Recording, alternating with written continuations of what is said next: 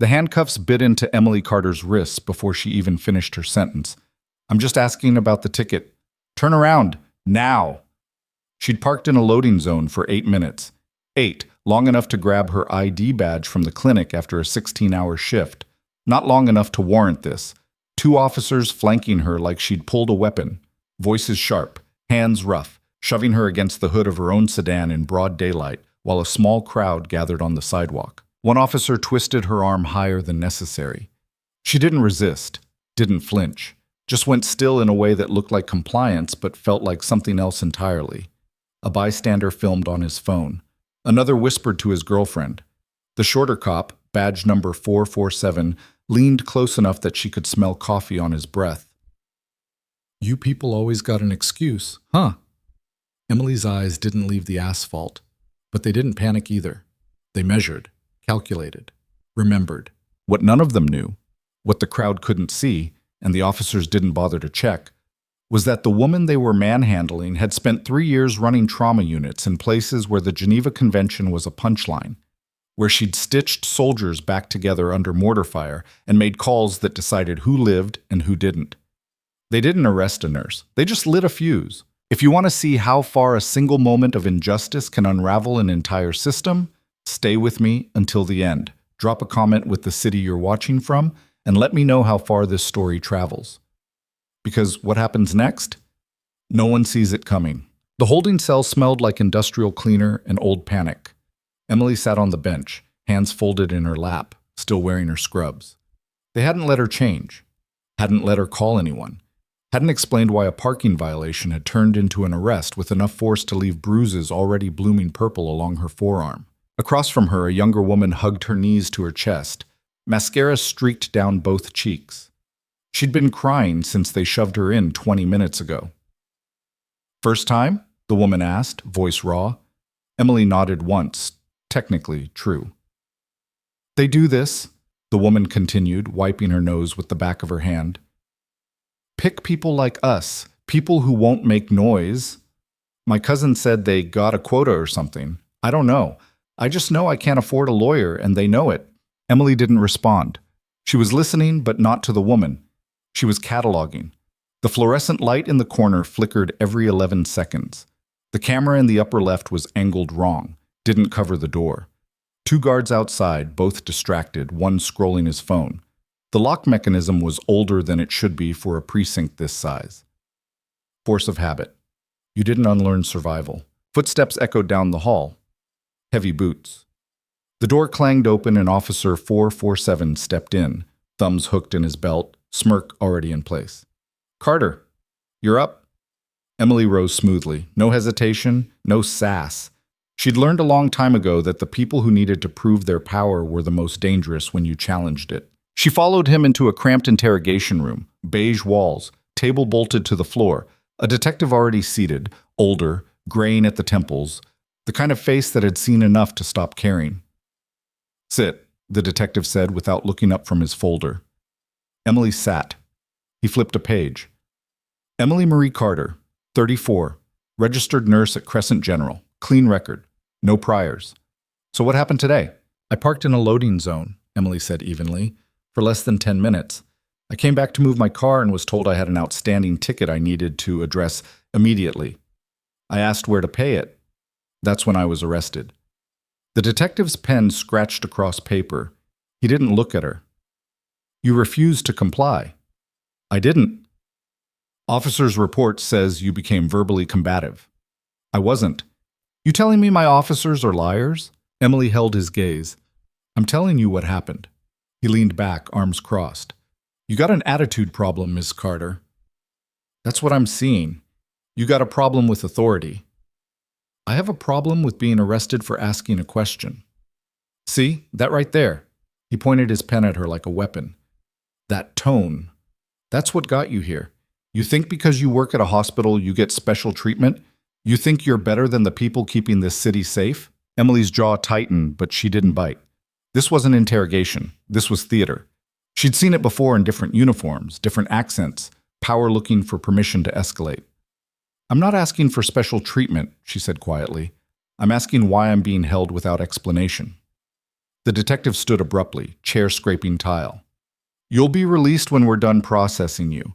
Meantime, you sit tight and think real hard about respect. He left. The door locked behind him. Emily exhaled slowly, leaned back, closed her eyes. She gave it 30 seconds. Then she opened them and looked directly at the camera mounted in the corner. She knew someone was watching, and she knew exactly what call she was about to make. 2 hours later, they let her use a phone. One call. Standard procedure, the guard said, like he was doing her a favor. Emily dialed from memory. It rang twice. Carter? The voice on the other end was sharp, alert despite the late hour. Code Black, Emily said quietly. Franklin Precinct, downtown. They're sitting on me for a parking ticket and escalating. False charges inbound. A pause. Then, crisp and immediate. Sit tight. Do not engage. We're moving. The line went dead. Emily handed the phone back to the guard, who barely looked at her. She returned to the cell where the younger woman was now asleep, head against the wall. Emily sat, folded her hands again, waited. She didn't have to wait long. 18 minutes later, the entire precinct shifted. She felt it before she heard it. A change in air pressure, the way conversations in the hall went from lazy to clipped, boots moving faster, radios crackling with a frequency that hadn't been there before. Then the doors opened. Not the cell, the front entrance. Somewhere deep in the building, something heavy and official had just arrived. Officer 447 appeared at the cell door, his smirk gone. You out, now! Emily stood. The woman beside her stirred, confused, but Emily didn't explain. She followed the officer down a hallway she hadn't seen before, past bulletin boards and break rooms, until they reached a conference room with glass walls. Inside stood 5 people she didn't recognize, and one she did. Commander Grant Donovan, tall, graying, uniform crisp even at this hour. Beside him, 2 men in suits, federal badges clipped to their belts, and a woman in military dress holding a tablet like it was evidence in a war crimes trial. The moment Emily entered, Donovan's expression didn't change, but his eyes did.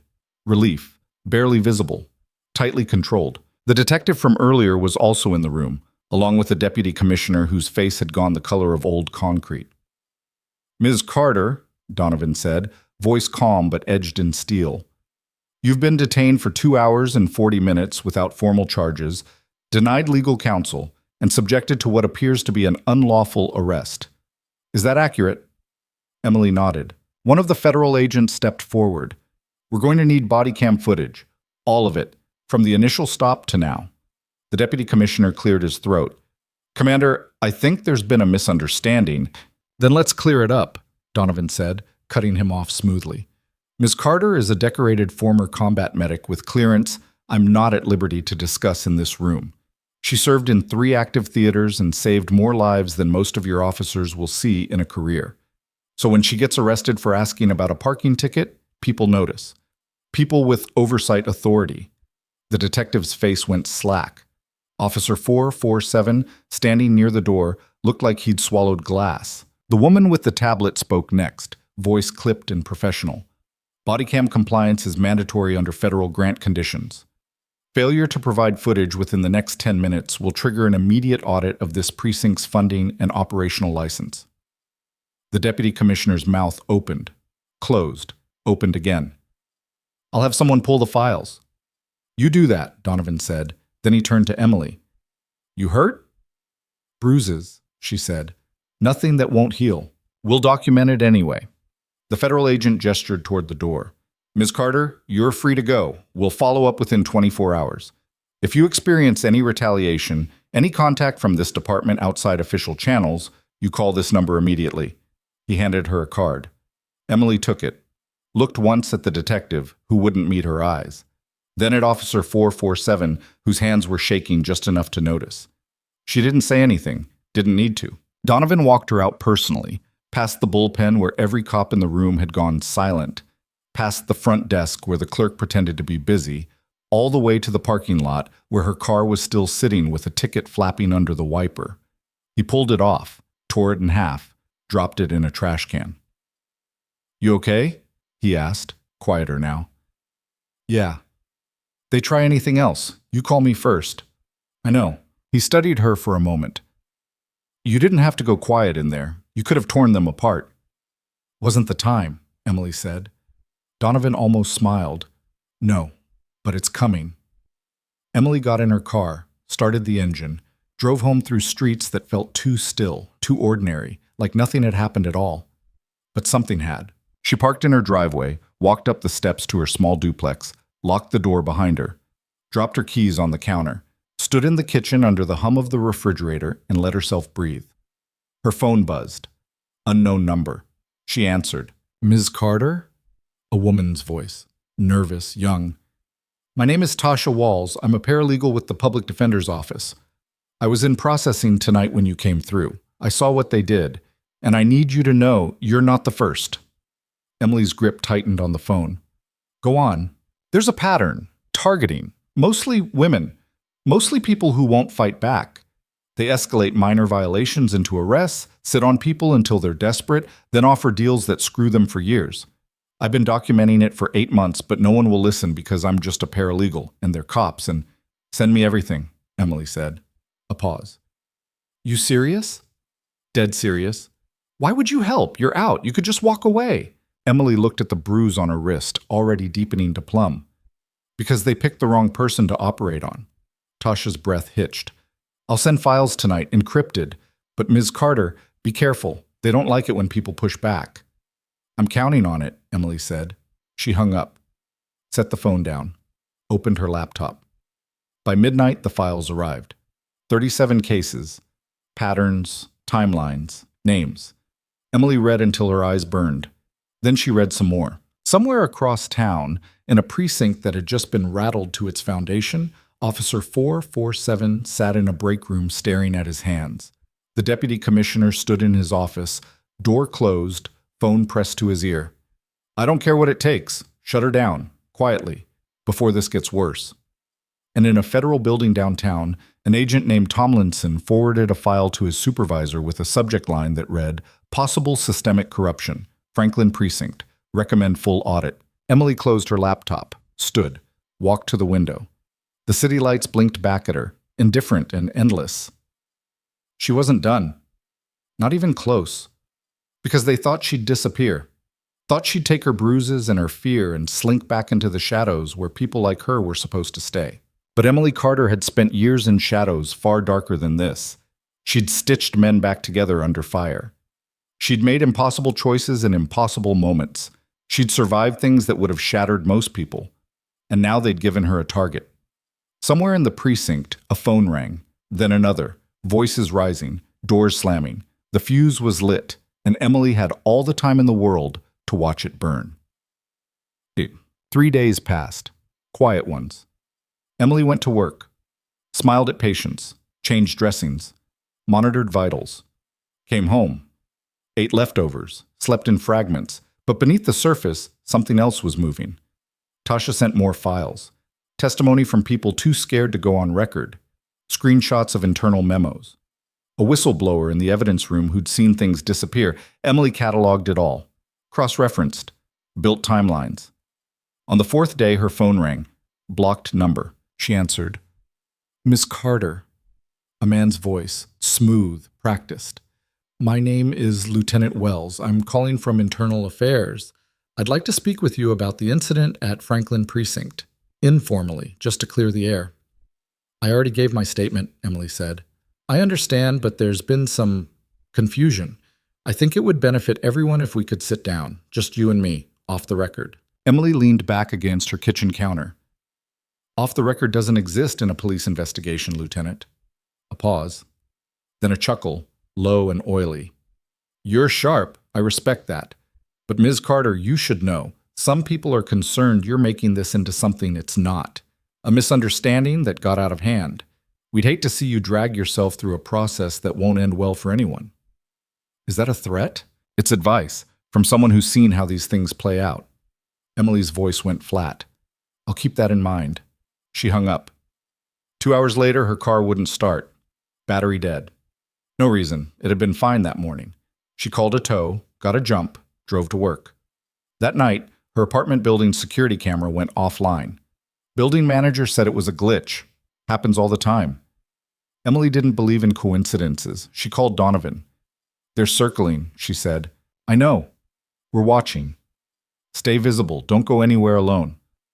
"I'm not hiding." "I'm not asking you to. I'm asking you to be smart." Emily promised nothing. The next morning, she walked into Crescent General for her shift and found her supervisor waiting by the nurses' station. Margaret, usually warm, looked uncomfortable. "Emily, we need to talk." They went into an empty conference room. Margaret closed the door. "There's been a complaint," Margaret said carefully, "from a patient's family. They're saying you were rough, unprofessional, verbally aggressive." Emily's stomach dropped. "Which patient?" "I can't say yet. It's under review. But HR wants you on administrative leave until it's resolved." "Margaret, this is—" "I know." Margaret's voice cracked just enough to show she believed Emily. "I know, but my hands are tied. 2 weeks. Paid. Just keep your head down." Emily left the hospital in scrubs she hadn't changed out of, walked to her car, and sat in the driver's seat staring at nothing. They were dismantling her, piece by piece, isolate, discredit, intimidate. Standard playbook. Her phone buzzed. Tasha. They just pulled body cam footage from evidence, all copies, said it's part of an ongoing internal review. Emily texted back. "Can you get a copy before it disappears?" Tasha. "Already tried. Access denied. I'm locked out." Emily's hands tightened on the wheel. She drove home, locked her doors, sat at her kitchen table, and opened her laptop. If they wanted to erase the evidence, she'd make sure the story lived somewhere they couldn't touch.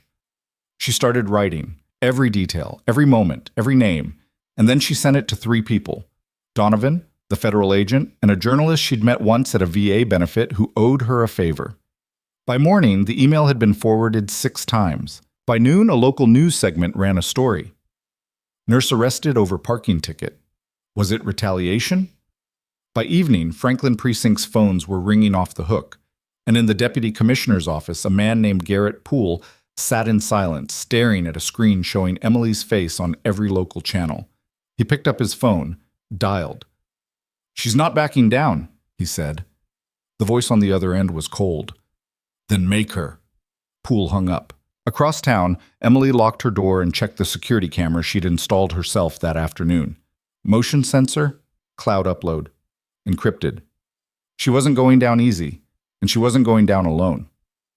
The city hummed outside her window, oblivious. But somewhere in the dark, the machinery of power had started grinding, and Emily Carter was standing directly in its path, eyes open, waiting for it to move. Because this time, she wasn't the one who was going to break. The first brick came through her window at 2 a.m. Glass exploded inward, scattering across her kitchen floor in a spray that caught the streetlight outside. Emily was already awake, hadn't slept more than an hour at a time since the news story broke. So when the crash came, she was off the couch and moving before the brick stopped rolling. She grabbed her phone, pulled up the security feed, rewound 30 seconds. A sedan, dark blue, no plates visible. Driver's side window down just long enough for an arm to extend, then gone. She screenshotted the frame, sent it to Donovan, then to the journalist. Then she swept up the glass, taped cardboard over the window, and made coffee because there was no point pretending she'd sleep now. By dawn, a patrol car was parked across the street. Not Franklin Precinct, state police. Donovan's doing. The officer inside nodded at her when she left for a run. She nodded back, but she knew what the brick meant. They wanted her scared, wanted her looking over her shoulder, wanted her to fold before the pressure became something worse. Emily ran 6 miles, came back drenched in sweat, legs burning, mind clear. Fear was a tool, and she'd learned a long time ago not to let other people's tools work on her. So, by midweek, the story had grown teeth. The journalist, Marcus Hale, a guy in his 40s who'd been covering police accountability for a decade, published a follow-up piece. Not just about Emily's arrest, about the pattern. 37 cases in 18 months, all minor violations that spiraled into charges, all people who couldn't afford lawyers, all cases that ended in plea deals. The headline read, "Is Franklin Precinct targeting vulnerable residents?" It went viral by noon. City Council called for a review. The mayor's office issued a bland statement about transparency and accountability. The police union pushed back hard, calling it a politically motivated smear campaign against officers doing their jobs under impossible conditions. And in the middle of it all, Emily's phone wouldn't stop ringing. News stations, advocacy groups, lawyers offering pro bono representation. A woman from 3 states away who said the same thing had happened to her brother. Emily answered what she could, declined most interviews, forwarded the rest to Marcus. But one call stood out. "Miss Carter?" The voice was older, male, steady. "My name is Richard Brennan. I'm an attorney specializing in civil rights litigation. I've been following your case. I'd like to represent you." Emily sat down. "I haven't filed anything yet." "You should. And not just for yourself. There's a class action here, systemic abuse. If we move fast, we can force discovery before they destroy what's left of the evidence." "I don't want money." "Good. Neither do I. I want accountability, and I think you do too." Emily stared at the taped cardboard on her window. "When can we start?" "Tomorrow. My office, 10 a.m. She hung up and felt something shift in her chest. Not relief, not hope, just forward momentum. She wasn't just defending herself anymore. She was going on offense. Brennan's office was in a converted warehouse downtown, all exposed brick and industrial lighting. He was waiting in the conference room when she arrived. Gray hair, sharp suit, eyes that missed nothing. "Thank you for coming," he said, shaking her hand. Firm grip, no bullshit. "Thank you for calling." They sat. He slid a folder across the table. "I've reviewed everything Marcus sent over. The pattern is undeniable. But here's what we're up against." He opened the folder. Inside were photos, documents, incident reports. "Franklin Precinct has been under informal scrutiny for years," Brennan said. "But every investigation stalls, witnesses recant, evidence vanishes, internal affairs clears everyone involved. It's not incompetence, it's design." Emily scanned the pages, recognized names, dates. Who's protecting them? That's the question. My working theory? Someone higher up the chain. Someone with enough pull to make files disappear and enough motive to keep this buried. The deputy commissioner. Brennan nodded. Garrett Poole, 15 years in the department. Came up through narcotics, spotless record on paper.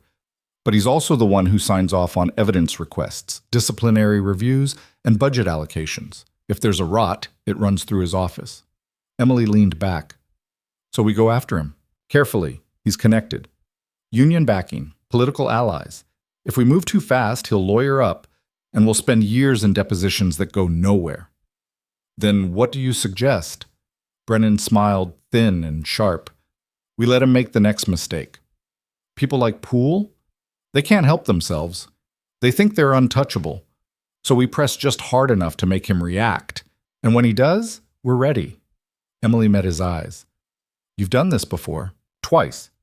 Won both times. Lost a lot of sleep in between." "I'm not worried about sleep." Brennan closed the folder. "Good. Because this is going to get ugly." It got ugly faster than either of them expected. 2 days after Emily signed the retainer, her car was towed. Not from a no-parking zone, from her own driveway. She called the tow company. They said it was reported stolen. "By who?" Emily asked, gripping her phone hard enough to hurt. "Franklin PD. You'll need to contact them to clear it." She hung up, called Brennan. "They're escalating," he said, no surprise in his voice. "File a report with state police. Document everything. Don't engage with Franklin directly." Emily filed the report. Got her car back 6 hours later, but not before paying $300 in impound fees. The state trooper who processed her paperwork looked uncomfortable. "For what it's worth," he said quietly, "the smell's wrong." "I know." "Be careful." She drove home. Park it on the street this time, in full view of the security camera. That night, her building's fire alarm went off. 3 times. Each time, no fire. "Just a malfunction," the building manager said. Emily stood outside in her coat at midnight, watching firefighters clear the building for the 3rd time, and knew it wasn't a malfunction. Sleep deprivation, harassment, intimidation, classic tactics. She went back inside, showered, changed into clean clothes, and went to work a shift she wasn't scheduled for. Margaret found her at the nurse's station. "Emily, you're on leave." "I know, I'm volunteering. You can't stop me from volunteering." Margaret looked like she wanted to argue. Didn't. just sighed and walked away. Emily spent 8 hours changing bedpans, restocking supply carts, checking on patients who didn't know her name. It felt good, normal. Like the world still had places where what mattered was whether someone's IV was running clear and their vitals were stable. But when she left the hospital that evening, there was a man waiting by her car. Tall, mid-40s, cheap suit, badge clipped to his belt. Lieutenant Wells. "Ms. Carter," he smiled, didn't reach his eyes. "We keep missing each other." Emily stopped 3 feet away. "I have nothing to say to you."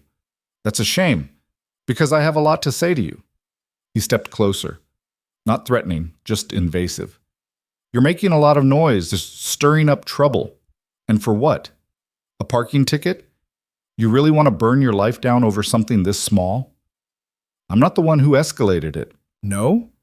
Wells tilted his head. "Because from where I'm standing, you're the one talking to reporters, filing complaints, hiring lawyers. Sounds like escalation to me." Emily's pulse was steady, controlled. "Are you here in an official capacity, Lieutenant?" "Just a concerned officer, trying to help?" "Then help by staying away from me." She moved past him, got in her car, locked the doors. Wells knocked on the window. Emily ignored him, started the engine. He knocked again, harder. She put the car in reverse, pulled out, drove away. In her rearview mirror, Wells stood in the parking lot, hands in his pockets, watching until she turned the corner. When she got home, she called Brennan. "He approached you directly?" "Yes." "Did he threaten you?" "Not explicitly, but the intent was clear." Brennan was quiet for a moment. "That's desperation. They're trying to scare you off before the lawsuit drops, which means we're close to something they don't want exposed." "So what's next?" "We file tomorrow, full complaint, federal court, civil rights violations, unlawful arrest, systemic targeting. I'll name the officers involved, the precinct, and pool directly." Emily's chest tightened. Not fear, anticipation. "Do it." The line went silent except for the scratch of Brennan's pen. "Emily, once we file, there's no walking this back. You understand that?" "I understand." "They're going to come at you with everything. Your job, your reputation, your past. Anything they can weaponize." "Let them." Brennan exhaled. "All right. I'll have the papers ready by morning." Emily hung up. Sat in her living room with all the lights off, staring at the taped cardboard window, and felt the weight of what was coming settle over her like armor. She'd been in worse fights, and she'd survived every single one. The lawsuit hit the news the next afternoon like a detonation. Former combat medic sues Franklin Precinct for unlawful arrest and systemic abuse. Marcus ran the story first. Other outlets picked it up within hours. By evening, it was the lead on 3 local stations. Emily didn't watch. She was at Brennan's office, going over depositions, when her phone started buzzing nonstop. Texts from people she hadn't spoken to in years. Voicemails from reporters. A message from Donovan that just said, "Stay sharp."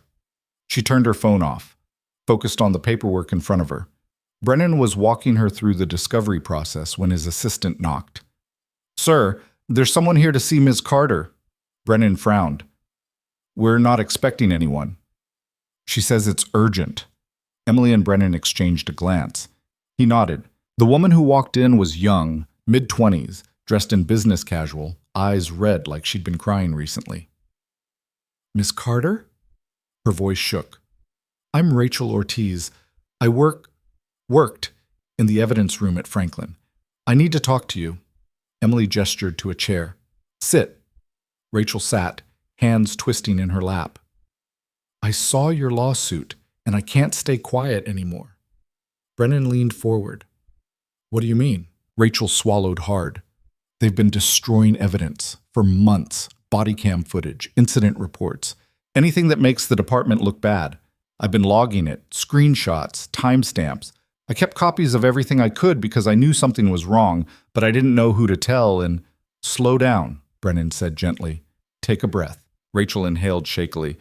"They told me if I said anything, I'd lose my job, my pension. They said I'd never work in law enforcement again, but I can't keep covering for them. Not after what I saw them do to you." Emily kept her voice steady. What did you see? Your arrest, the body cam footage. I watched it before they deleted it.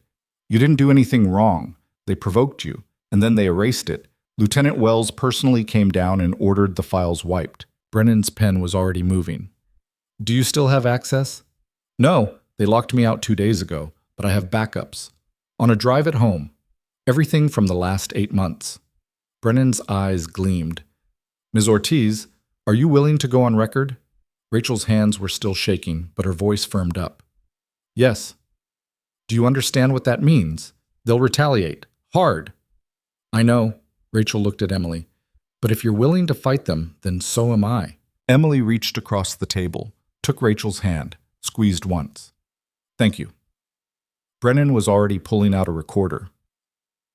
Let's start from the beginning. Rachel's testimony took 3 hours. By the time they finished, Brennan had enough to file an emergency motion for a preservation order. Legal language that meant Franklin PD couldn't destroy another shred of evidence without facing federal charges. He filed it that night.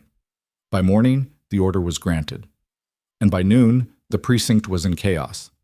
Emily heard about it from Marcus, who'd been camped outside Franklin's headquarters with a camera crew. They're scrambling, he said over the phone. Lawyers everywhere. Poole locked himself in his office. Uniforms walking around like someone detonated a bomb in the break room. Good, Emily said. You okay? I'm fine. You don't sound fine. Emily looked at the cardboard still taped over her window. The dent in her car door from where someone had keyed it last night. The sleepless shadows under her eyes. I'm still standing, she said. That's what matters. Marcus was quiet for a second. For what it's worth, you're braver than most people I've ever met. Emily almost laughed. I'm not brave. I'm just stubborn. Same thing sometimes. She hung up, made tea she didn't drink, sat at her kitchen table and stared at nothing until her phone rang again. Donovan. Talk to me, she said. We've got movement. Federal investigation just opened. They're looking at Franklin's evidence protocols, use of force reports, and complaint patterns. This is real, Emily. You did this. Emily's throat tightened. It's not over. No, but it started, and that's more than anyone else has managed. Donovan. Yeah? What if they come after me harder? A pause, then steady and sure. Then we come after them harder. You're not alone in this. Emily closed her eyes. Okay, get some sleep. You sound like hell. You're not the first person to tell me that today. Donovan laughed, low and brief. Take care of yourself, Carter. He hung up. Emily sat in the silence. The apartment felt too quiet, too still. She stood, walked to the window, pulled back the curtain. The state police car was still parked across the street. The officer inside was awake, sipping coffee, eyes scanning the block. She let the curtain fall, turned back to her kitchen, started making dinner she probably wouldn't eat. Chicken, rice, but vegetables that had been sitting in her fridge too long but were still good enough. The routine helped. Chopping, stirring, the hiss of oil in the pan. Her phone buzzed. Text from Tasha, the paralegal who'd first reached out. Just saw the news. You're incredible. Let me know if you need anything. Emily typed back. Thank you. Still here. Simple, true. She finished cooking, ate half of what she made, put the rest in containers for later. Washed the dishes, dried them. Put them away. Normal things, small things. The kind of things that reminded her she was still a person, not just a symbol or a target. When her phone rang again, she almost didn't answer, but the number was local, unfamiliar. She picked up. Hello? Ms. Carter? A woman's voice. Older, tired. My name is Sharon Vincente. I was one of the people on that list. The cases Tasha sent you. Emily sat down. I remember. What happened? I got arrested 2 years ago. Expired registration. I was on my way to renew it, had the paperwork in my car, but they didn't care. Held me for 12 hours. Made me miss work. I lost my job because of it. Ended up pleading to something I didn't do because I couldn't afford to fight. Emily's hand tightened on the phone. I'm sorry. Don't be sorry, just win. Sharon's voice cracked. I saw what you're doing, taking them on, and I wanted you to know you're not just fighting for yourself. You're fighting for all of us. Emily's eyes stung. I'll do everything I can. I know you will. That's why I called. To say thank you.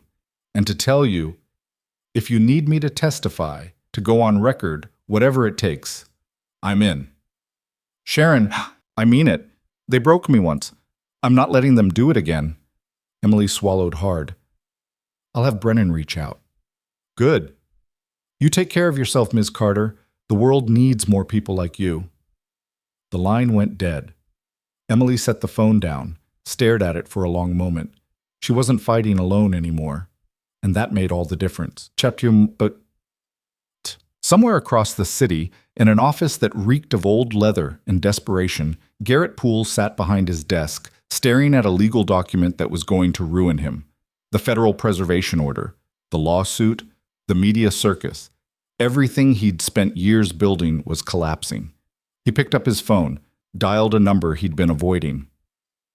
We have a problem, he said when the line connected. The voice on the other end was cold, familiar, dangerous. Then fix it. I've tried. She won't back down. Everyone backs down eventually. You just haven't pushed hard enough. Poole's jaw clenched. What do you want me to do? Whatever it takes. And do it quietly. The line went dead. Poole sat in the dark, staring at his hands. Hands that had signed off on evidence destruction. Hands that had covered up complaints. Hands that were about to get bloodier. He'd built his career on making problems disappear. Witnesses who suddenly forgot what they saw. Evidence that never made it to trial. People who knew when to shut up and walk away. But Emily Carter wasn't walking away. And that meant she had to be removed. He made another call. This one to a man who didn't ask questions, who didn't leave trails, who specialized in problems that needed permanent solutions. I need you to handle something, Poole said. How permanent? Permanent enough that it sends a message. When? Soon, before the federal investigation digs any deeper. The man on the other end was silent for a moment. Then, it'll cost. I don't care what it costs. Just make it clean. Clean's extra. Then charge extra. Another pause. You understand what you're asking? Poole closed his eyes. I understand. All right. I'll need details, photos, routines, where she goes, who she sees. I'll send everything tonight. Good. Give me 72 hours. The line clicked off. Poole sat alone in his office, the city lights flickering outside his window, and felt the weight of what he'd just set in motion settle into his bones. He wasn't a violent man. Never had been. But he was a practical one. And Emily Carter had become a problem that required a practical solution. Plus, Emily didn't know about the phone call, didn't know that in 72 hours someone would be watching her, tracking her movements, waiting for the right moment. She only knew that when she woke up the next morning to her phone buzzing at 6 a.m., something was wrong. Rachel Ortiz's name on the screen. Emily answered. Rachel? Sobbing, incoherent, gasping. Rachel, slow down. What happened? They broke into my apartment. Emily was already out to bed, pulling on clothes. Are you hurt? No, I wasn't there. I stayed at my sister's, but they trashed everything. My laptop's gone, the backup drive, all my files. Emily's blood went cold. Did you call the police? A bitter, broken laugh. They are the police. Where are you now? Still at my sister's, but Emily, they left a note. On my door. It said if I testify, next time I'll be home. Emily grabbed her keys. Stay there. Don't go back. I'm calling Brennan. I'm so sorry. Don't apologize. This isn't your fault. She hung up. Called Brennan. Got voicemail. Left a message. Called Donovan. He answered on the first ring. Rachel Ortiz's apartment was broken into, Emily said, words clipped and fast. Files stolen. Threats left. I need protection for her. Now. Where is she? Emily got the address. Relayed it. I'll have someone there in 20 minutes. Tell her not to open the door for anyone but state police. Done. Emily hung up, grabbed her coat, headed for the door. She didn't make it, because when she opened it, there were two men standing on her porch. Not cops, not official. Just two men in jackets, hands in pockets, faces she didn't recognize. Emily Carter? The taller one said. Emily's hand tightened on the doorframe. Who's asking? Friends of a friend. We need you to come with us. I'm not going anywhere. The shorter one smiled, no warmth. That wasn't a request. Emily's heart kicked into overdrive, but her voice stayed level. You're on camera. If you touch me, you're done. The taller one glanced up, saw the security camera. His smile faded. This is a courtesy visit, he said. Next time it won't be. He turned. Both men walked back to a black SUV parked at the curb, got in, drove away. Emily stood in the doorway, adrenaline screaming through her veins, every instinct telling her to run. But she didn't run. She closed the door, locked it, sent the security footage to Donovan, Brennan, and Marcus. Then she sat on her couch, hands shaking, and waited for the world to catch up to what she already knew. They weren't trying to scare her anymore. They were trying to erase her. Donovan arrived 30 minutes later with 2 state troopers. They swept her apartment, checked the perimeter, took statements. You can't stay here, Donovan said. Not until we know who those men were and who sent them. I'm not leaving. Emily, I leave, they win. I'm not giving them that. Donovan's jaw worked. Then we stationed someone outside, 24/7, and you don't go anywhere alone, understood? Emily nodded. One of the troopers stepped forward. We ran the SUV's plates. Came back to a rental company, dead end. Of course it did, Emily muttered. Donovan pulled her aside, kept his voice low. This is serious. These weren't street thugs. These were professionals. Someone hired them. Pool. Probably. But we need proof. And until we have it, you're a target. Emily met his eyes. I've been a target before. Not like this. She didn't argue, because he was right. This was different. This wasn't combat. This wasn't a foreign desert where everyone knew the rules and the enemy wore a uniform. This was home. And the enemy looked like everyone else. Donovan left an hour later, but the troopers stayed. One inside, one in a car out front. Emily went through her day like normal. Made breakfast, answered emails, called Brennan to update him. We're filing a motion for emergency protection, he said. Restraining orders against Poole and anyone connected to Franklin PD. It won't stop professionals, but it'll put them on notice. Do it. She hung up. Tried to work, couldn't focus. The walls felt like they were closing in. By evening, she needed air, needed to move. I'm going for a run, she told the trooper inside. He frowned. Not a good idea. I'm going. You can follow me in your car if you want. He didn't look happy. But he didn't stop her. Emily changed, laced up her shoes, stepped outside into the cool evening air. The trooper pulled his car alongside her as she started jogging. She kept her pace steady, focused on breathing, on the rhythm of her feet hitting pavement. 3 miles in, her phone buzzed. She slowed, checked it. Unknown number, text message. Stop now or Rachel's next. Emily's blood turned to ice. She stopped running, turned. The trooper's car pulled up beside her. What's wrong? Emily showed him the text. His face went hard. Get in the car, now. She didn't argue. They drove straight to Rachel's sister's house. State police were already there, but Rachel was gone. The sister met them at the door, tears streaming down her face. She got a call. Said she had to go back to her apartment to get something. I told her not to, but she wouldn't listen, and Emily was already moving. How long ago? 20 minutes. Emily grabbed the trooper's radio. We need units at Rachel Ortiz's apartment. Now. The dispatcher's voice crackled back. Units are en route. ETA 4 minutes. Emily looked at the trooper. Drive. They made it in 3, but they were already too late. Rachel's apartment door was open. Lights on, furniture overturned. And in the middle of the living room, Rachel sat on the floor, arms wrapped around her knees, rocking back and forth, eyes wide and glassy. Emily knelt beside her. Rachel, look at me. Rachel's eyes didn't focus. She was mumbling something over and over. Emily leaned closer, listened. They said you'd get me killed. They said you'd get me killed. They said, Rachel. Emily gripped her shoulders, firm, grounding. Who said that? Rachel's eyes finally met hers. They were here. 2 men. They didn't hurt me, just talked. Told me what would happen if I testified. Showed me pictures of my sister, of her kids. Said accidents happen all the time. Emily's chest tightened. You're safe now. No one's safe, Rachel's voice broke. Not as long as you keep pushing. Emily pulled back, looked at the troopers filling the apartment, at the neighbors gathering in the hall. This was the message. Stop fighting or everyone around you burns. She stood, walked outside, pulled out her phone, called Brennan. They went after Rachel. Is she hurt? Not physically, but they threatened her family, showed her proof they'd been watching. Brennan was quiet for a long moment. Emily, maybe we should, don't. Just listen. If we pull back now, regroup, we can what? Let them win? Let them keep doing this to other people? I'm trying to keep you alive. I didn't ask you to do that. I asked you to get me justice.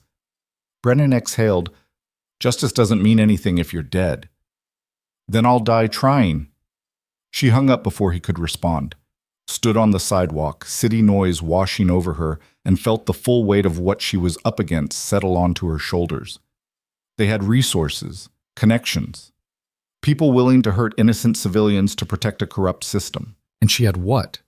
A lawyer, a journalist, a handful of whistleblowers too scared to speak up. It wasn't enough, but it was all she had. She went back inside, sat with Rachel until the medics arrived, held her hand while they checked her vitals, promised her things she wasn't sure she could deliver. You're going to be okay, Emily said. Rachel just stared at her. You can't promise that. No, but I can promise I'm not backing down. Rachel's laugh was hollow. That's what I'm afraid of. The medics took Rachel to the hospital for observation. The troopers cleared the apartment. Emily gave another statement, answered the same question she'd answered 100 times. By the time she got home, it was past midnight. The trooper walked her to her door, checked inside, gave the all clear. Emily locked up behind him, stood in her living room, looked at the cardboard window, the scratched door, the security camera blinking red in the corner. Her phone buzzed. Marcus, just heard about Rachel. You okay? Emily typed back. Define okay. Fair. Need anything? Run the story, all of it, what they did tonight. Make sure people know. Already writing it. She set her phone down, sat on the couch, closed her eyes, tried to find the part of herself that had survived worse, the part that had held soldiers together while bombs fell, the part that had made impossible choices and lived with them. It was still there, buried, tired, but there. She just had to hold on a little longer. Somewhere across town, in a basement office lit by a single desk lamp, Garrett Poole read Marcus's latest article draft on a hacked preview link. Whistleblower threatened after speaking out against Franklin P. D. It was going live in 6 hours. Poole picked up his phone, made one more call. 72 hours isn't fast enough, he said. Move it up. That'll be messy. I don't care. Do it tomorrow. He hung up, leaned back in his chair, stared at the ceiling, and waited for the world to end. Because he knew, deep in his gut where truth lived, that it was already over. The question was just how many people he'd take down with him. Emily Carter sat in her apartment, unaware that tomorrow someone would try to kill her, unaware that the machinery of violence was already in motion. She only knew that she was tired and scared and alone. But she wasn't broken, not yet, and as long as she could still stand, she'd keep fighting. The night pressed against her windows, the city hummed, the trooper's car idled outside, and somewhere in the dark, a man was loading a gun. The shot came at 7:43 in the morning. Emily was pouring coffee when the kitchen window behind her exploded. She dropped the mug, muscle memory from another life taking over before her brain caught up, and hit the floor as ceramic shattered and liquid spread across tile. The second shot punched through the wall 6 inches above where her head had been.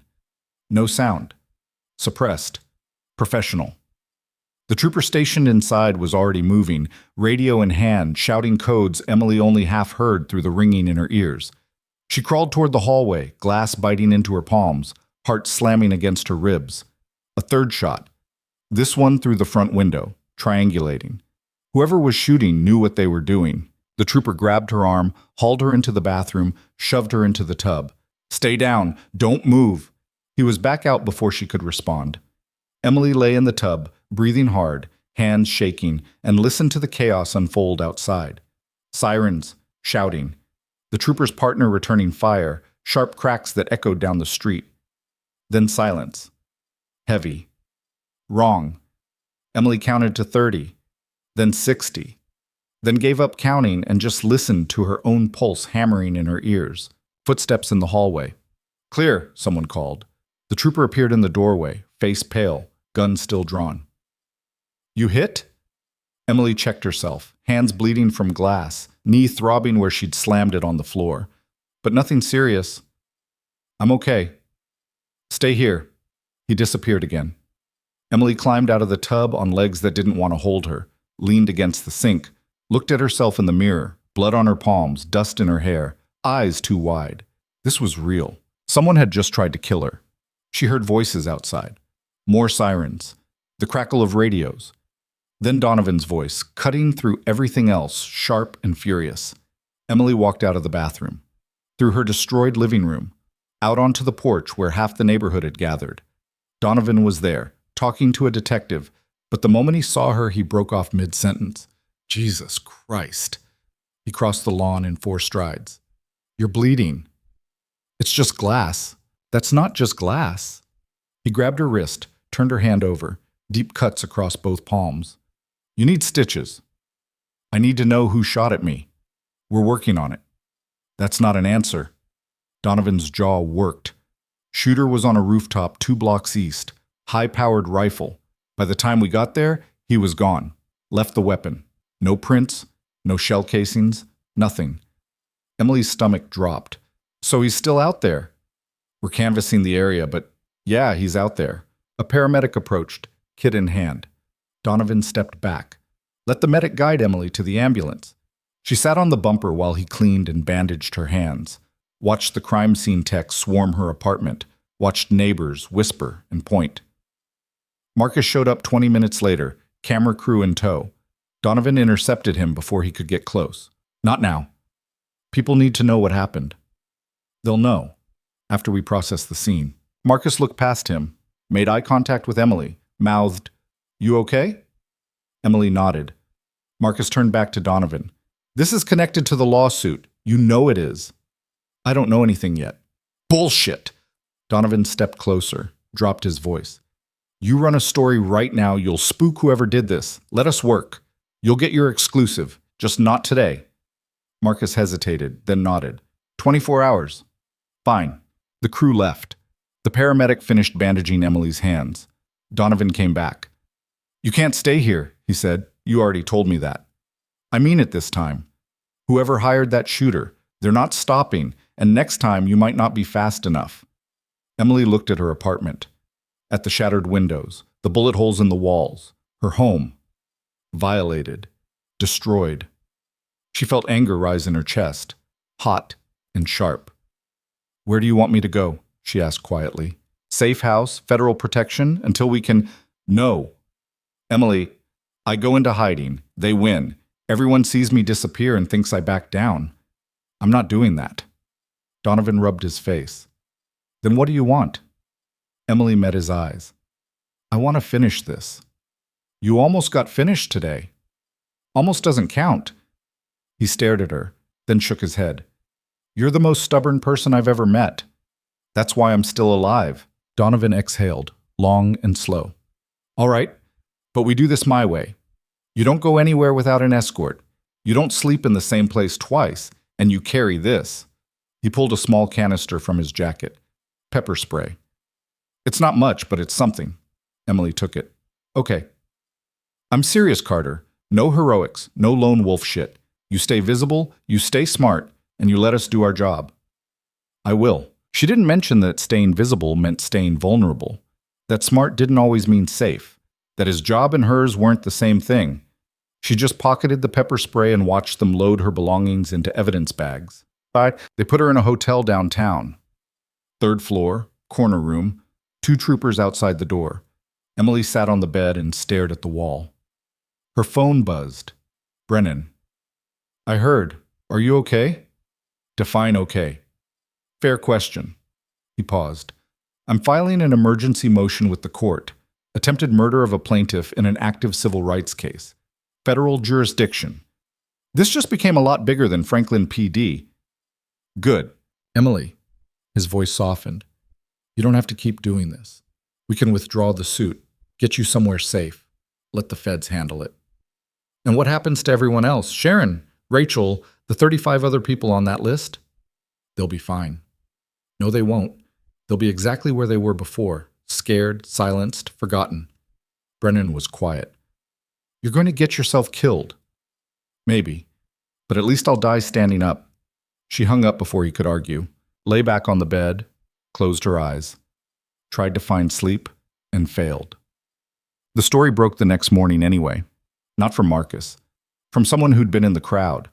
Cell phone footage of Emily's shattered apartment. Of the paramedics. Of Donovan shouting orders. It spread like fire. By noon, every news outlet in the state was running it. Nurse suing police department targeted an assassination attempt. The mayor called for calm. The police union issued a statement condemning violence. The federal prosecutor's office announced they were opening an investigation. And in a basement office that smelled like sweat and fear, Garrett Poole watched his career disintegrate in real time. The shooter had failed. Worse, he'd been sloppy, left evidence, made noise. And now the entire world was watching. Poole's phone rang. He didn't answer. It rang again and again. Finally, he picked up. You need to disappear. The voice on the other end was clipped, cold. Now, before they connect the dots. I can't just... You can and you will. Pack a bag. Empty your accounts. Get out of the city. Where am I supposed to go? I don't care. Just go. And don't contact anyone. Not me, not your lawyer. No one.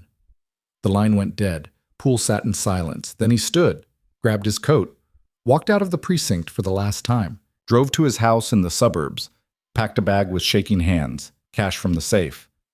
Fake ID he'd kept for emergencies. He was loading the car when headlights swept across his driveway. Federal agents, 3 cars, lights flashing. Poole's hands froze on the trunk. An agent stepped out, badge raised. Garrett Poole, FBI. We have a warrant for your arrest.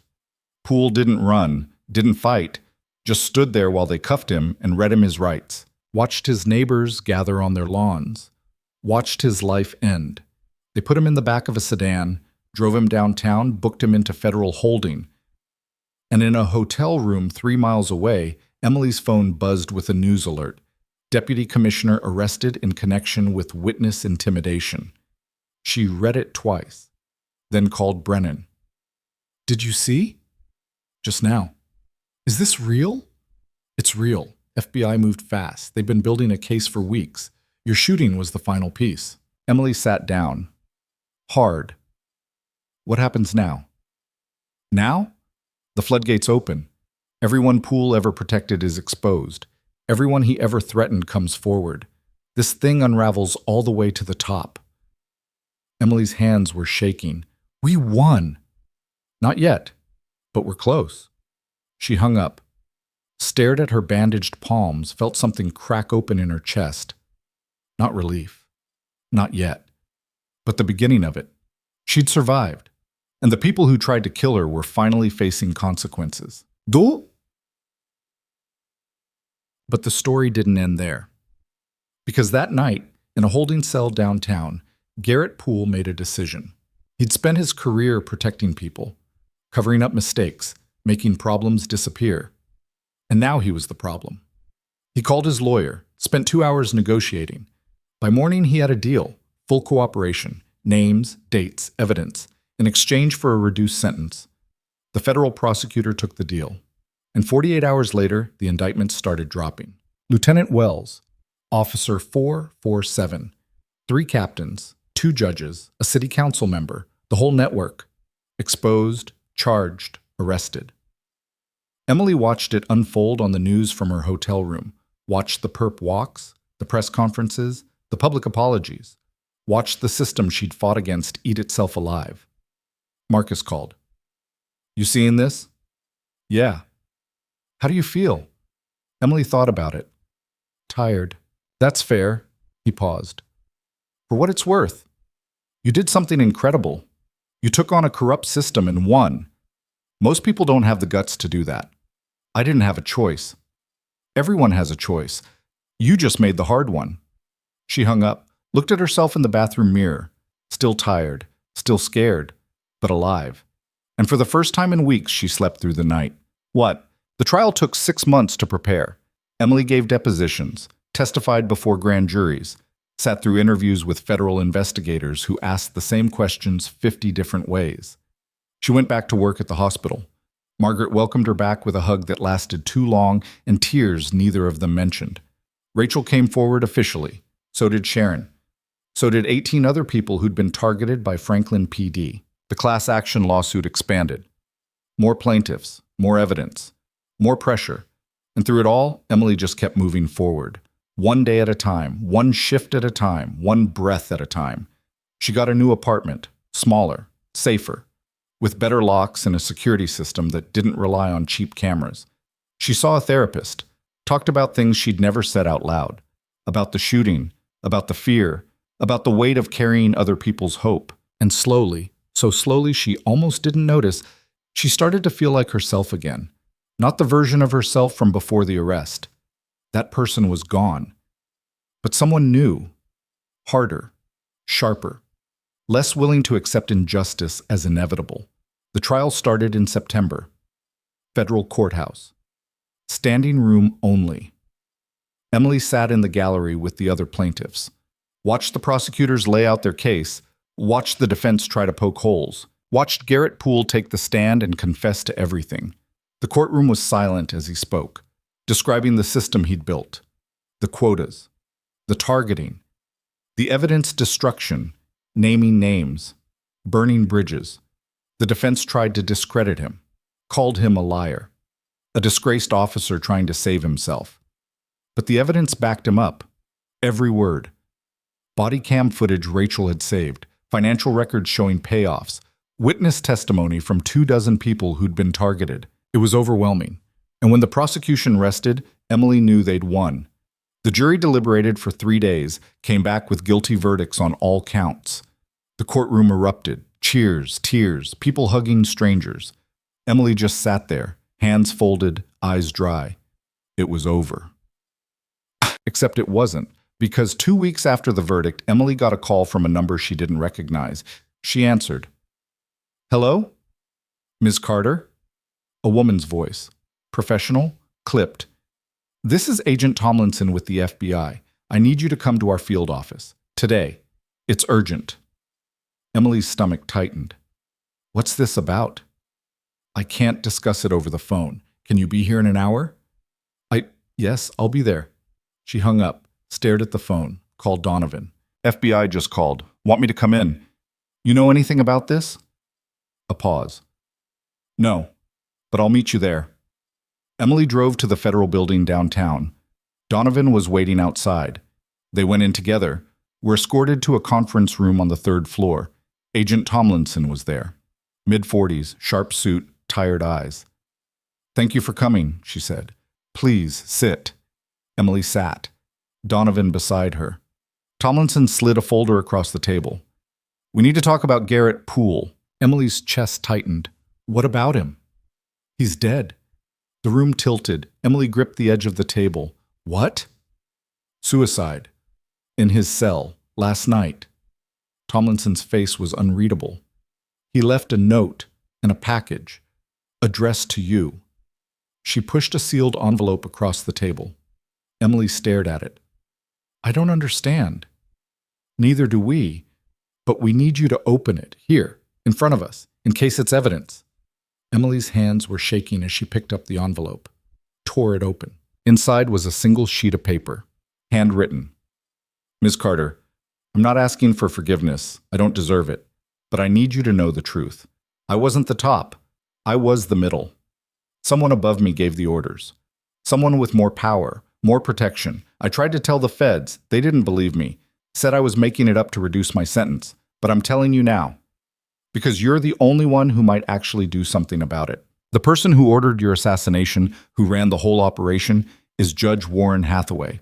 He's been on the bench for 20 years, connected to everyone who matters, untouchable. But he made a mistake. He kept records. Insurance, he called it, in case anyone ever turned on him. The records are in a safety deposit box.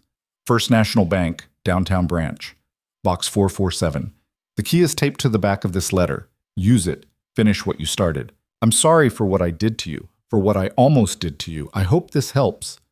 GP. Emily flipped the paper over. A small key was taped to the back. She looked up at Tomlinson. Did you know about Hathaway? Tomlinson's expression didn't change. We're aware of the allegations, but without evidence we can't move. This is evidence. It's a letter from a dead man. That's not the same thing. Emily stood. Then I'll get you better evidence. Ms. Carter, you said it yourself. You can't move without proof, so I'll get you proof. Tomlinson leaned back. If you go after a sitting judge based on the word of a convicted felon, you're putting yourself at risk. Again. I've been at risk since the beginning. This doesn't change anything. Donovan put a hand on her arm. Emily, think about this. She pulled away. I have thought about it for 6 months, and I'm tired of watching powerful people get away with destroying lives. She pocketed the key, walked out.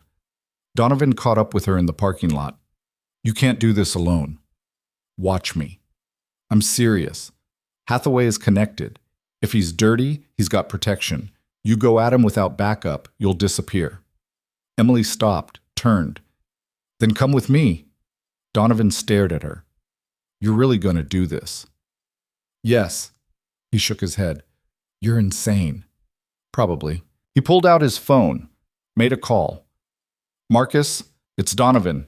I need you downtown, now, and bring your camera. They met at the bank an hour later, Marcus, Donovan, Emily, and 2 federal agents Tomlinson had sent, reluctantly, to observe. The bank manager checked the key, verified Emily's ID, led them to the vault. Box 447 was small, nondescript. Emily opened it with shaking hands. Inside was a flash drive, a stack of photographs, and a handwritten ledger. She spread them on the table. The photographs showed Hathaway, with Poole, with officers from Franklin PD, with people Emily didn't recognize. The ledger listed dates, payments, case numbers, and the flash drive, when they plugged it into a laptop, contained audio recordings, conversations, orders, threats. Hathaway's voice, clear, undeniable. This is enough, one of the agents said quietly. This is more than enough. Tomlinson arrived 30 minutes later, reviewed everything, made calls. By evening, a warrant was issued. By morning, Judge Warren Hathaway was arrested at his home. The news broke like thunder. Federal judge arrested in corruption scandal. Emily watched the coverage from her apartment, saw Hathaway in cuffs, saw the shock on his face, saw the system that had protected him for decades finally turn against him. Donovan called. You did it.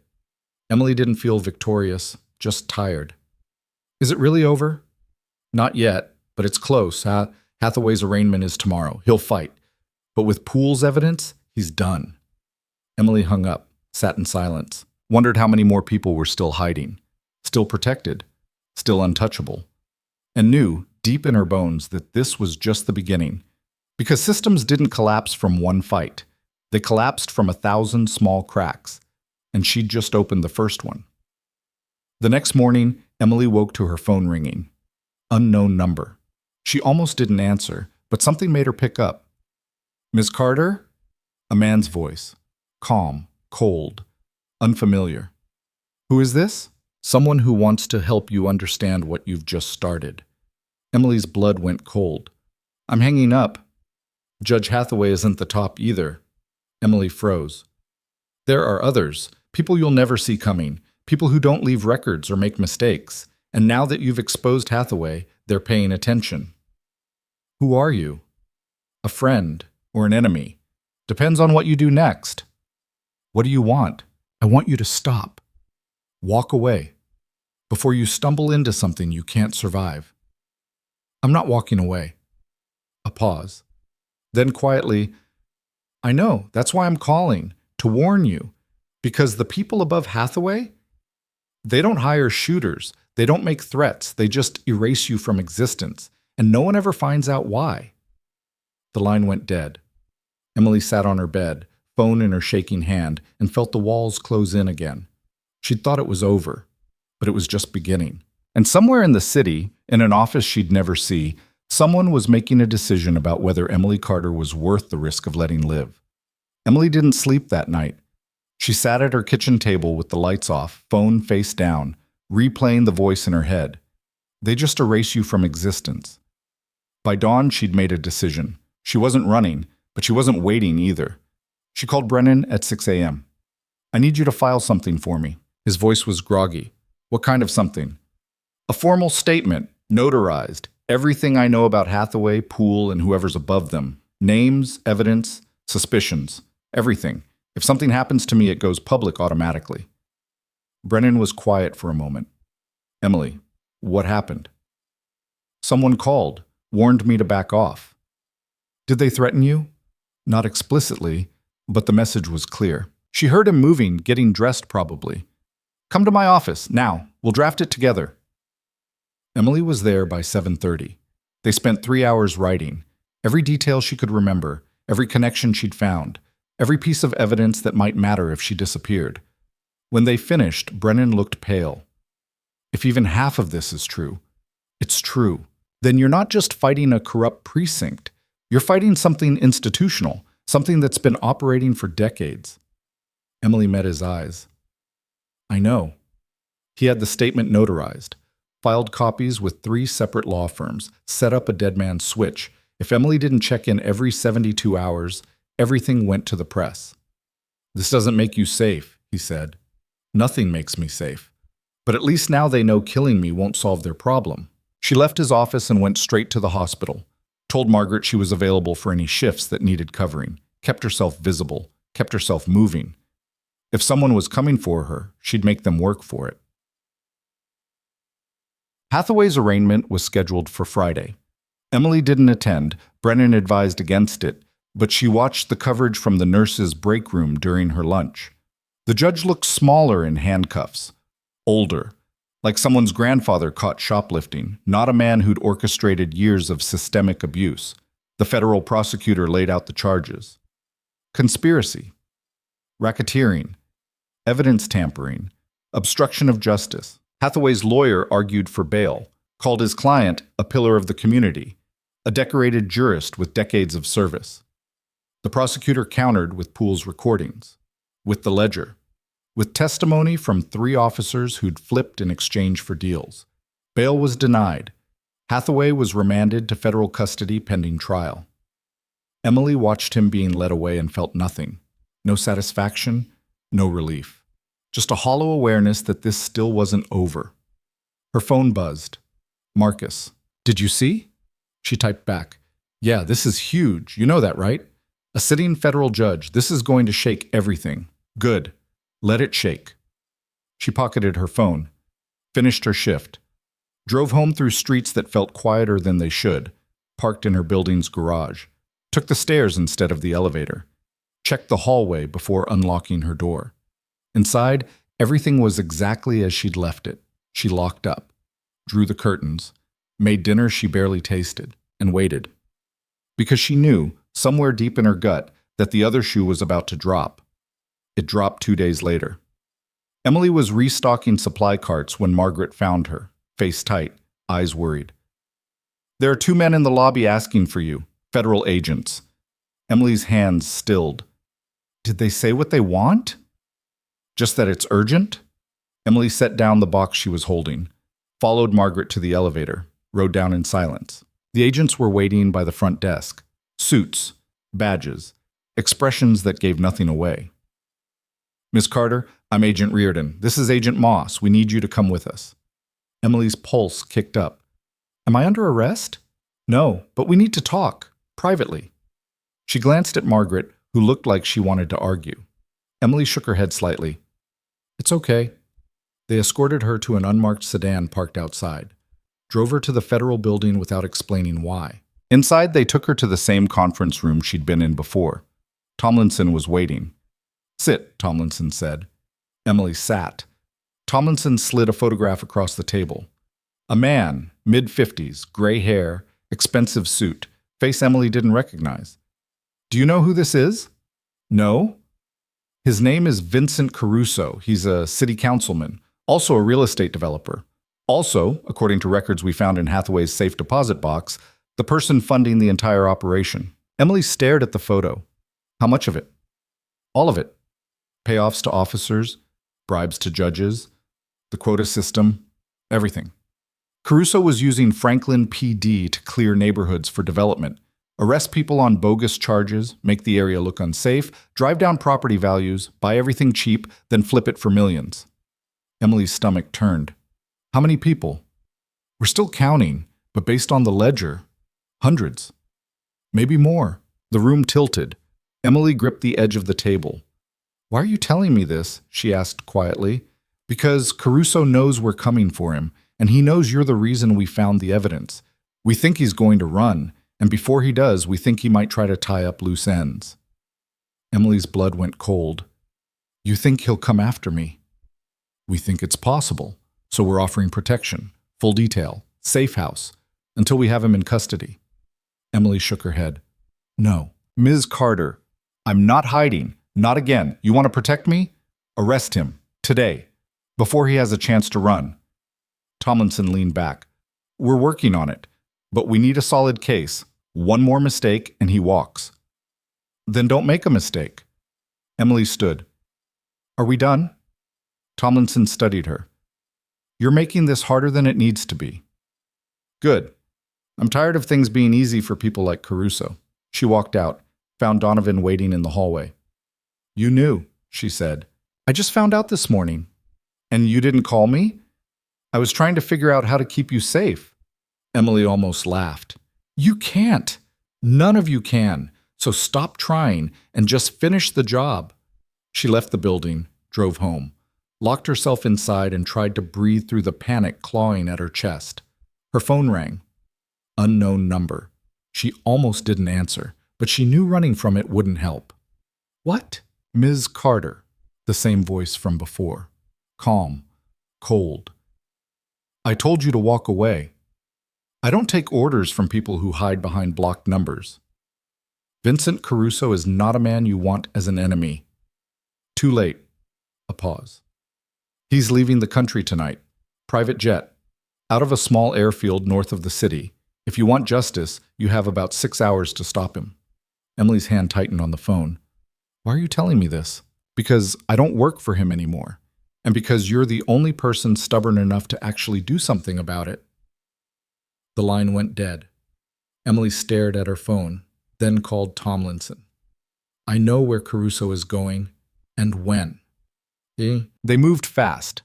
Federal agents, state police, tactical units, converging on a private airfield 40 miles north of the city.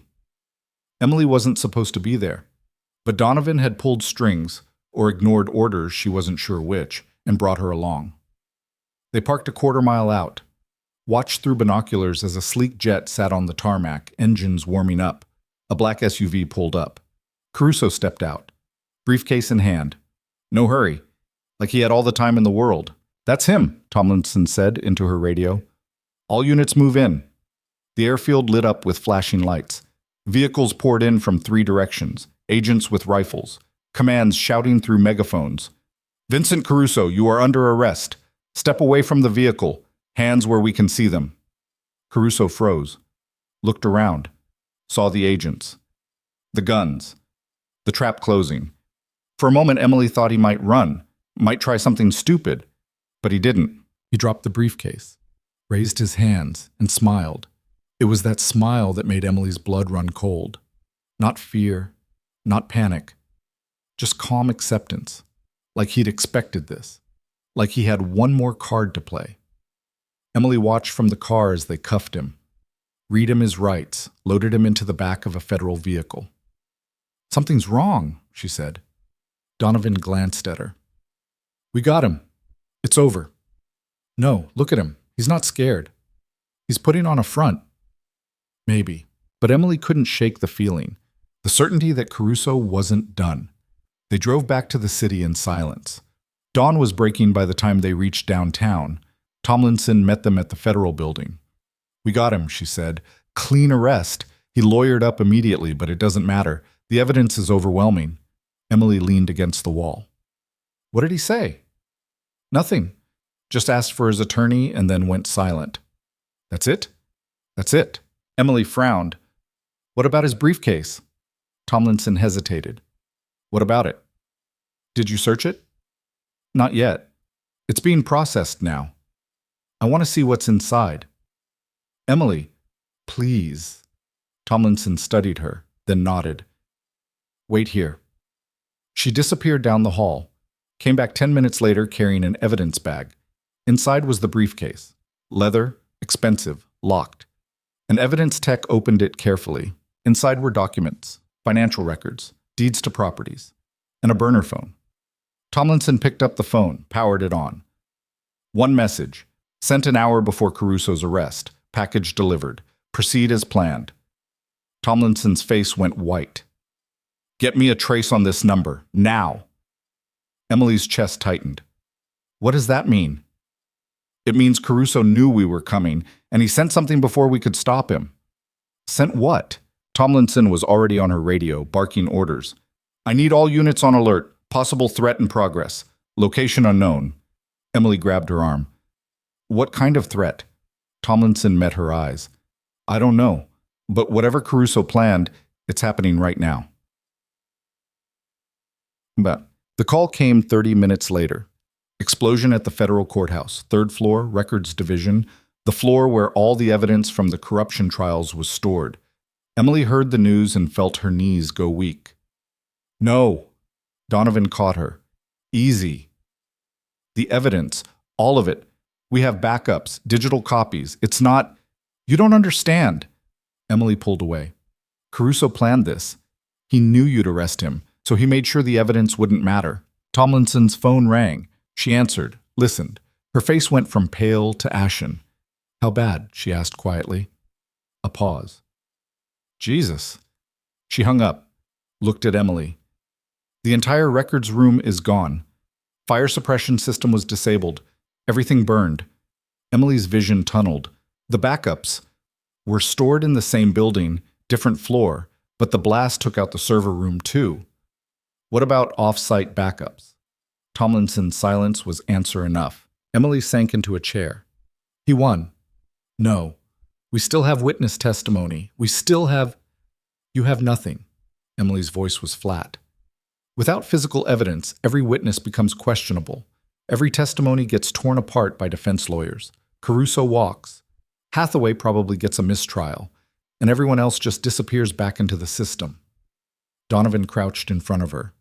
We'll rebuild. We'll find more evidence. There is no more evidence. That was it. Everything Poole collected, everything Rachel saved, everything we fought for, gone. The room was silent. Tomlinson's radio crackled.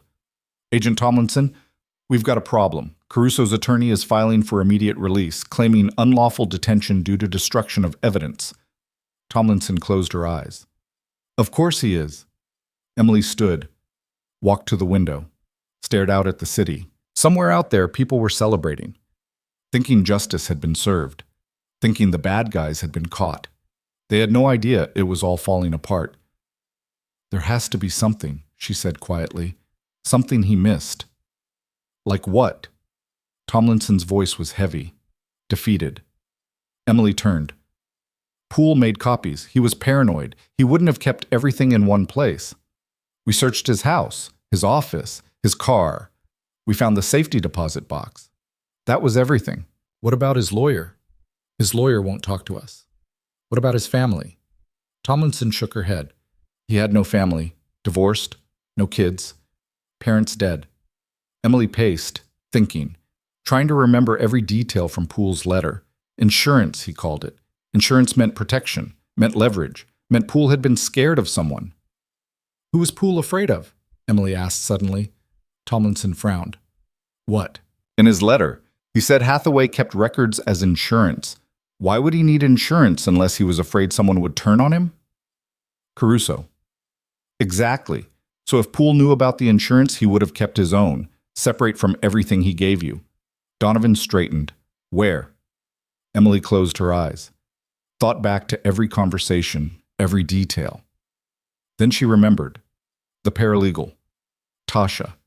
The one who'd first reached out. She'd said Poole had come to the evidence room personally, had logged items himself instead of letting the clerks do it. The evidence room at Franklin, Emily said. He logged something there, under a different case number. Tomlinson grabbed her phone, made a call. I need a team at Franklin Precinct. Evidence room, full search. Look for anything logged under Poole's name or badge number in the last 3 years. She hung up, looked at Emily. If you're wrong, I'm not wrong. They waited. 2 hours. 3. Emily drank coffee that tasted like ash, watched the clock, tried not to think about what would happen if she was wrong.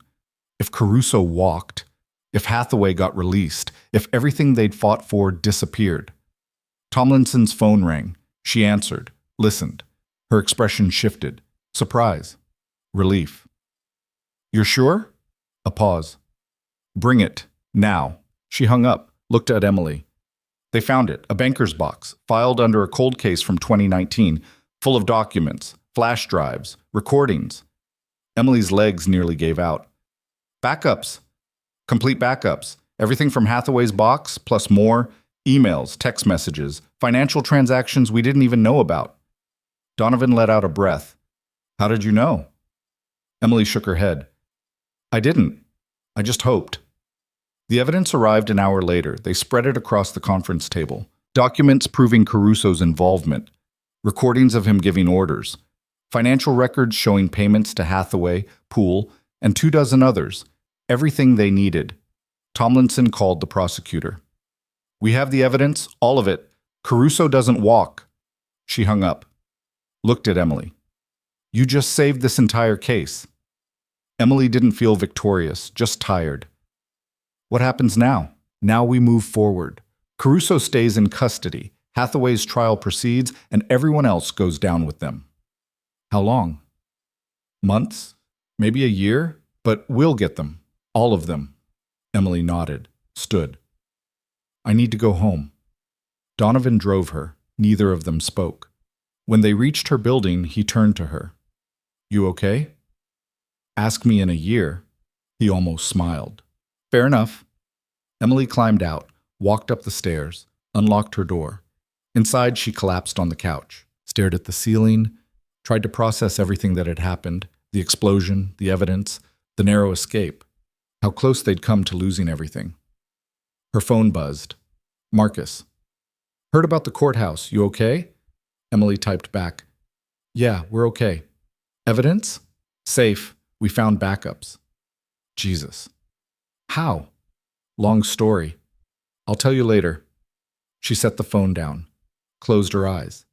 Sleep came hard, full of smoke and fire and Caruso's smile. She woke at 3 a.m., couldn't go back to sleep, made tea, sat at her kitchen table, watched the city through her window, and thought about the voice on the phone, the one who'd warned her, who told her where Caruso would be, someone inside, someone who'd turned, someone who might still be out there. Emily didn't know if that was good or bad, didn't know if she could trust anonymous allies. But she knew one thing, the fight wasn't over. It would never be over. Because for every Caruso they caught, there was someone waiting to take his place. For every corrupt system they exposed, there was another one still hidden. That's how it worked. That's how it had always worked. But now people knew it could be fought. Now people knew they didn't have to stay silent. And maybe that was enough. The trials began in October. Hathaway first. Federal courtroom packed with press and protesters. The prosecution presented the new evidence. Poole's backup files. The recordings. The financial transactions. Hathaway's defense tried to claim entrapment. Coercion. Mental incompetence. The jury saw through it.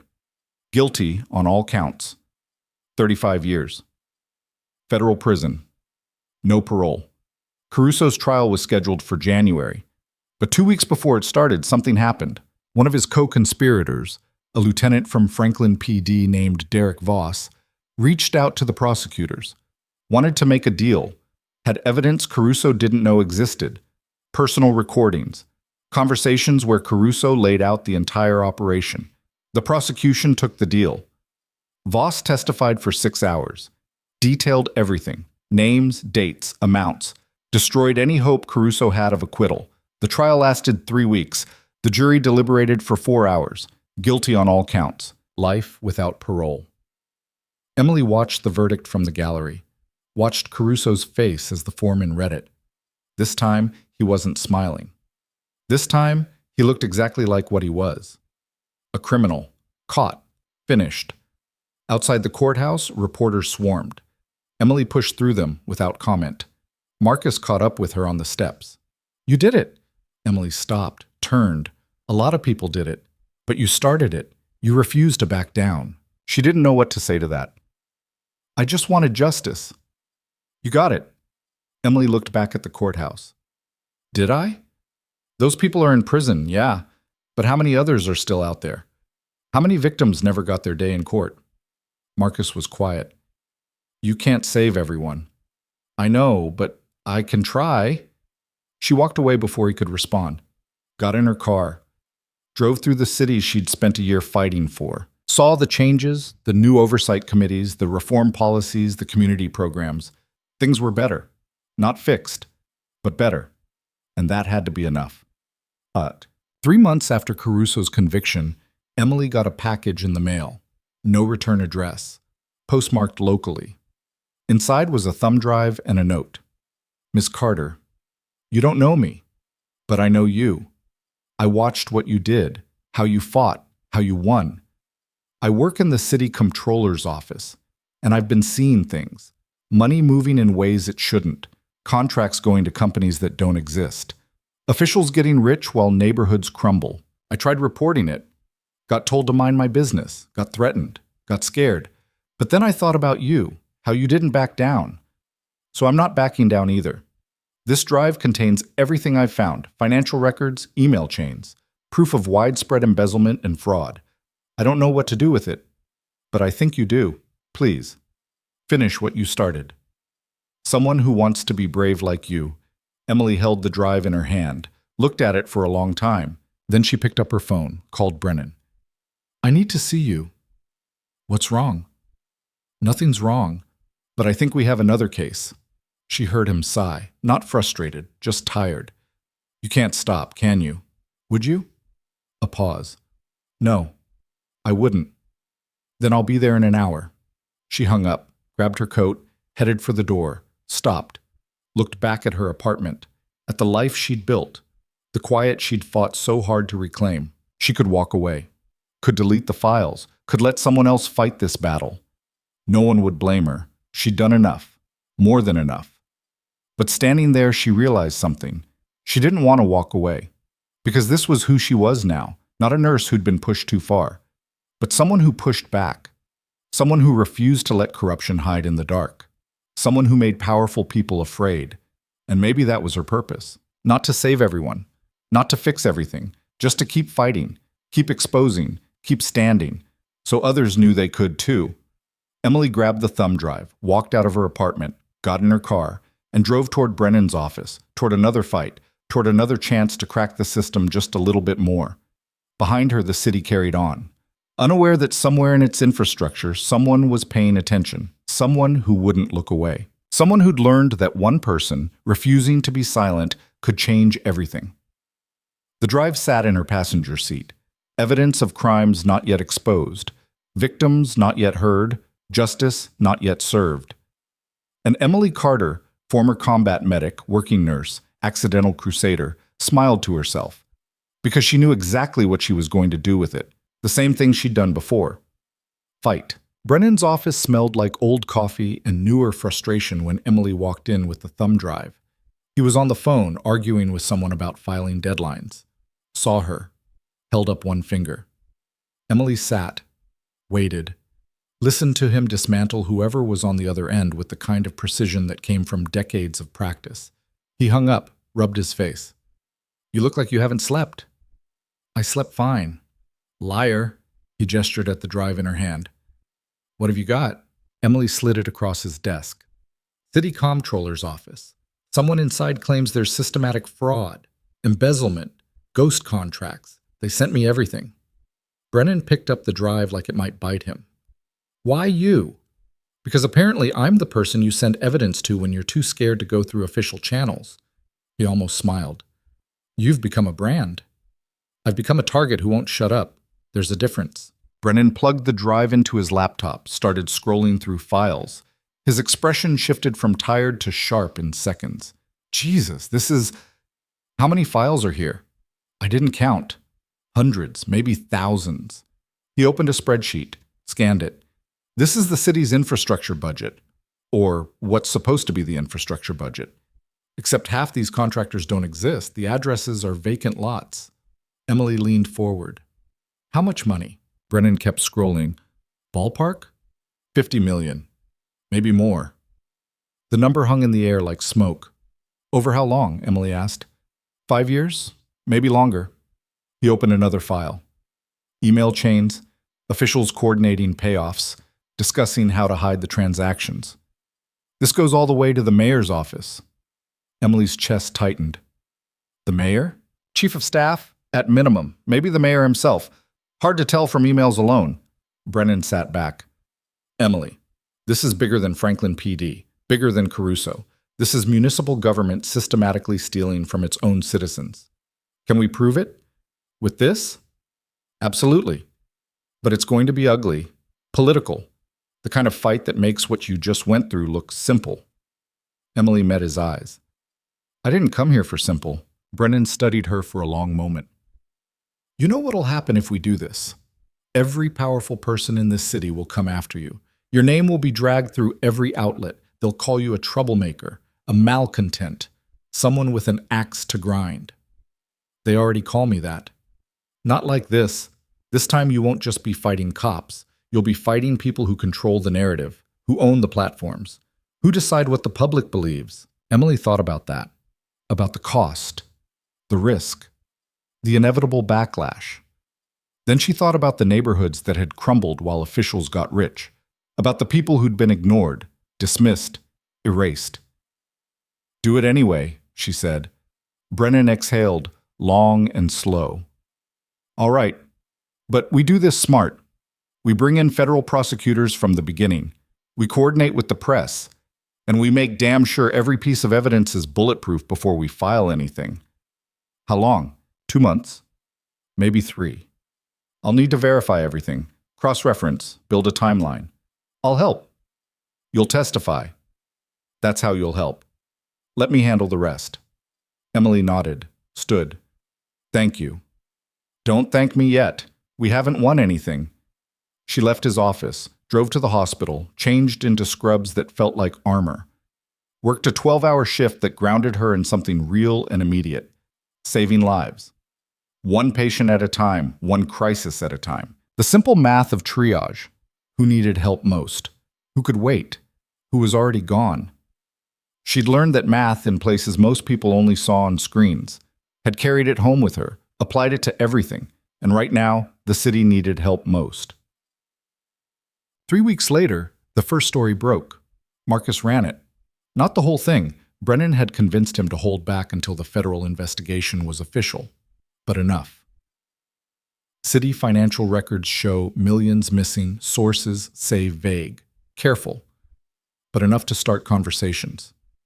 The mayor's office issued a statement, called the allegations baseless, promised full transparency, threatened legal action against anyone spreading misinformation. The usual playbook. But this time, people were paying attention, because Emily's name was attached. And people knew that name now. Knew she didn't make accusations lightly. The city council called for an independent audit. The mayor resisted, then caved under pressure. The audit was scheduled. Investigators assigned. Subpoenas prepared. And somewhere in City Hall, people started getting nervous. Emily watched it unfold from a distance. Went to work, came home. Answered calls from Brennan updating her on progress. Tried to live a normal life while knowing everything was about to explode again. She was restocking a supply closet when Margaret found her. There's someone here to see you. Emily's stomach dropped. Who? She said her name is Olivia Vance, from the mayor's office. Emily's pulse kicked up. Tell her I'm busy. She says it's urgent, that she needs to speak with you privately. Emily set down the box she was holding. Where is she? Conference room B. Emily took the stairs, walked slowly, gave herself time to think. Someone from the mayor's office, coming to the hospital, asking for a private meeting. This was either a warning or an offer. Neither was good. She pushed open the conference room door. The woman inside was younger than Emily expected. Early 30s, professional suit, nervous energy. "Miss Carter, thank you for seeing me." Emily closed the door, didn't sit. "What do you want?" "I want to help you." "I don't need help from the mayor's office." "I don't work for the mayor, not anymore." Olivia pulled a folder from her bag. "I resigned this morning after I saw what was in the files you sent to Brennan." Emily's chest tightened. "How do you know about that?" "Because I'm the comptroller who sent them." The room tilted. Emily sat. "You're the whistleblower." "Yes." "Why are you here?" Olivia's hands were shaking. "Because I need you to know there's more. Things I didn't include on the drive because I didn't have hard evidence, just suspicions, patterns." "What kind of patterns?" "The mayor's chief of staff, Nathan Cross, he's the one coordinating everything. The ghost contracts, the kickbacks. All of it runs through him. But he's been careful. Everything is laundered through shell companies, third-party accounts. It's almost impossible to trace." "Almost?" "He made one mistake. 6 months ago, he transferred money from a city account directly to his personal account. Just once, $50,000. He covered it up by backdating a contract, but the bank records don't match the contract dates." Emily leaned forward. "Do you have proof?" "I have the bank statements, and I know where the original contract is filed. City Archives, Building C, 4th floor." "Have you told Brennan?" "I tried. He said without the physical contract, the bank statements aren't enough. Defense would argue clerical error, but if we had both then we'd have him." Olivia nodded. "But I can't get the contract. I don't have access anymore. And if I try, they'll know it was me." Emily understood. "You want me to get it. I know it's asking a lot, but you're the only person they wouldn't suspect. You're a nurse. You have no official connection to the investigation. If you went to the archives, said you were doing research for a community project or something, they'd let you in." Emily thought about it. The risk. The legal gray area. "What's the file number?" Olivia slid a piece of paper across the table. "It's misfiled, under Public Works instead of Comptroller. That's how Cross hid it." Emily pocketed the paper. "If I do this and get caught—" "You won't get caught. The archives are public record. You're allowed to request files." "But I'd be requesting a file I have no legitimate reason to see. That's grounds for obstruction if they push it." Olivia's voice cracked. "I know, and I'm sorry, but I don't know who else to ask." Emily stood. "I'll think about it. Please, Cross is already destroying evidence. If we don't move fast, he'll erase everything." Emily walked out without promising anything. Drove home, sat in her apartment, stared at the paper with the file number. One more risk. One more line to cross. She called Donovan. "I need a favor." "What kind of favor?" "The hypothetical kind. If someone needed to access city archives to find evidence of fraud, but that someone had no official standing, what would you advise?" Donovan was quiet. "I'd advise that someone to let law enforcement handle it. And if law enforcement can't move fast enough, then I'd say that someone should be very careful and very smart, and maybe bring backup." Emily almost smiled. "What kind of backup?"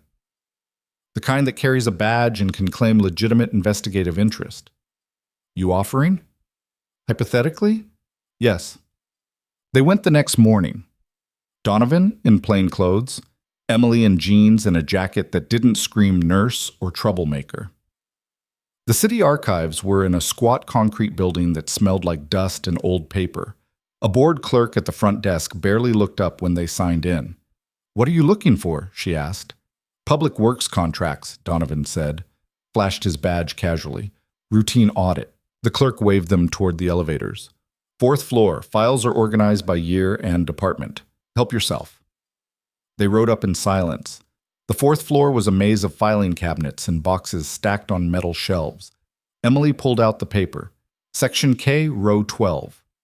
They found it 15 minutes later, a filing cabinet wedged between two others. The drawer stuck.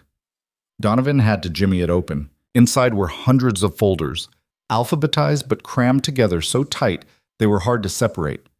Emily found the one she needed. Contract 4471-B. Dated 18 months ago. She pulled it, flipped through. There it was. A $50,000 payment to a contractor that didn't exist, authorized by Nathan Cross, dated 3 weeks after the bank transfer Olivia had mentioned. Got it, Emily said quietly. Donovan pulled out his phone, photographed every page. We need the original. We can't just take it. We're not taking it. We're submitting it as evidence. He walked to the clerk's desk, showed his badge again. I need to check out this file for an ongoing investigation. The clerk barely blinked, logged it, handed him a receipt. They walked out with the contract in a folder under Donovan's arm. In the car, Emily let out a breath she'd been holding for too long. That was easier than I expected. Because you had backup. Donovan glanced at her. Don't make a habit of this. I don't plan to. He drove her back to the hospital, took the contract straight to Brennan. By evening, federal prosecutors had the documents. By midnight, they'd verified everything. By morning, warrants were being prepared. The arrests happened on a Tuesday. Nathan Cross. 3 city officials, 2 contractors who'd participated in the fraud.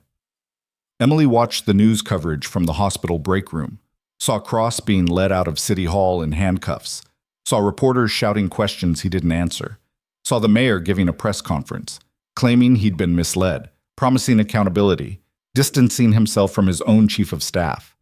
Margaret sat down beside her. You did this. Emily shook her head. A lot of people did this. But you started it. Again. Emily didn't know what to say to that. She just watched the screen until her break ended, then went back to work. 3 days later, the mayor resigned. Not because of criminal charges, prosecutors hadn't found enough to implicate him directly, but because the scandal made his position untenable. The city council appointed an interim mayor, promised reforms, established oversight committees. Emily knew it wouldn't fix everything. Knew there were still people hiding, still systems protecting corruption. But it was progress. Messy, incomplete, but real. The kind of progress that came from people refusing to look away, from whistleblowers willing to risk everything, from ordinary citizens deciding enough was enough. The trial for Nathan Cross and the others started in May. Emily testified for 2 hours, explained how she'd received the evidence, why she'd pursued it, what she'd found. Cross's lawyer tried to paint her as a vigilante, someone with a vendetta against authority, someone who'd manipulated evidence to fit her narrative. The prosecutor countered with the documents, the bank statements, the testimony from Olivia Vance, who'd come forward publicly and outlined the entire scheme. During cross-examination, Cross's lawyer went after Emily hard. Ms. Carter, you've made quite a career out of accusing public officials, haven't you? Emily kept her voice level. I've exposed corruption when I've found it, or created it to serve your own agenda. I don't have an agenda. I have evidence. Evidence you obtained through questionable means. Breaking into city archives, I didn't break in. I requested public records with a law enforcement officer present. Convenient that Commander Donovan was there. It's called proper procedure. The lawyer paced. You seem to have a pattern, Ms. Carter, finding trouble, creating conflict. Don't you think it's possible you're seeing conspiracy where there's simply bureaucratic error? Emily looked at him, then at the jury. $50 million doesn't disappear because of bureaucratic error. It disappears because someone stole it. And when people like Nathan Cross think they're untouchable, they get sloppy. That's not conspiracy. That's just math. The courtroom was silent. The lawyer tried a different angle. You were arrested yourself, weren't you, by Franklin police? I was. So you have a personal grudge against law enforcement. I have a problem with abuse of power. There's a difference. Is there? Or are you simply someone who can't follow rules and resents anyone who enforces them? Emily's jaw tightened, but her voice stayed calm. I followed the rules. I parked illegally for 8 minutes and was willing to pay the fine. What happened after that, the arrest, the intimidation, the attempted murder, that wasn't about rules.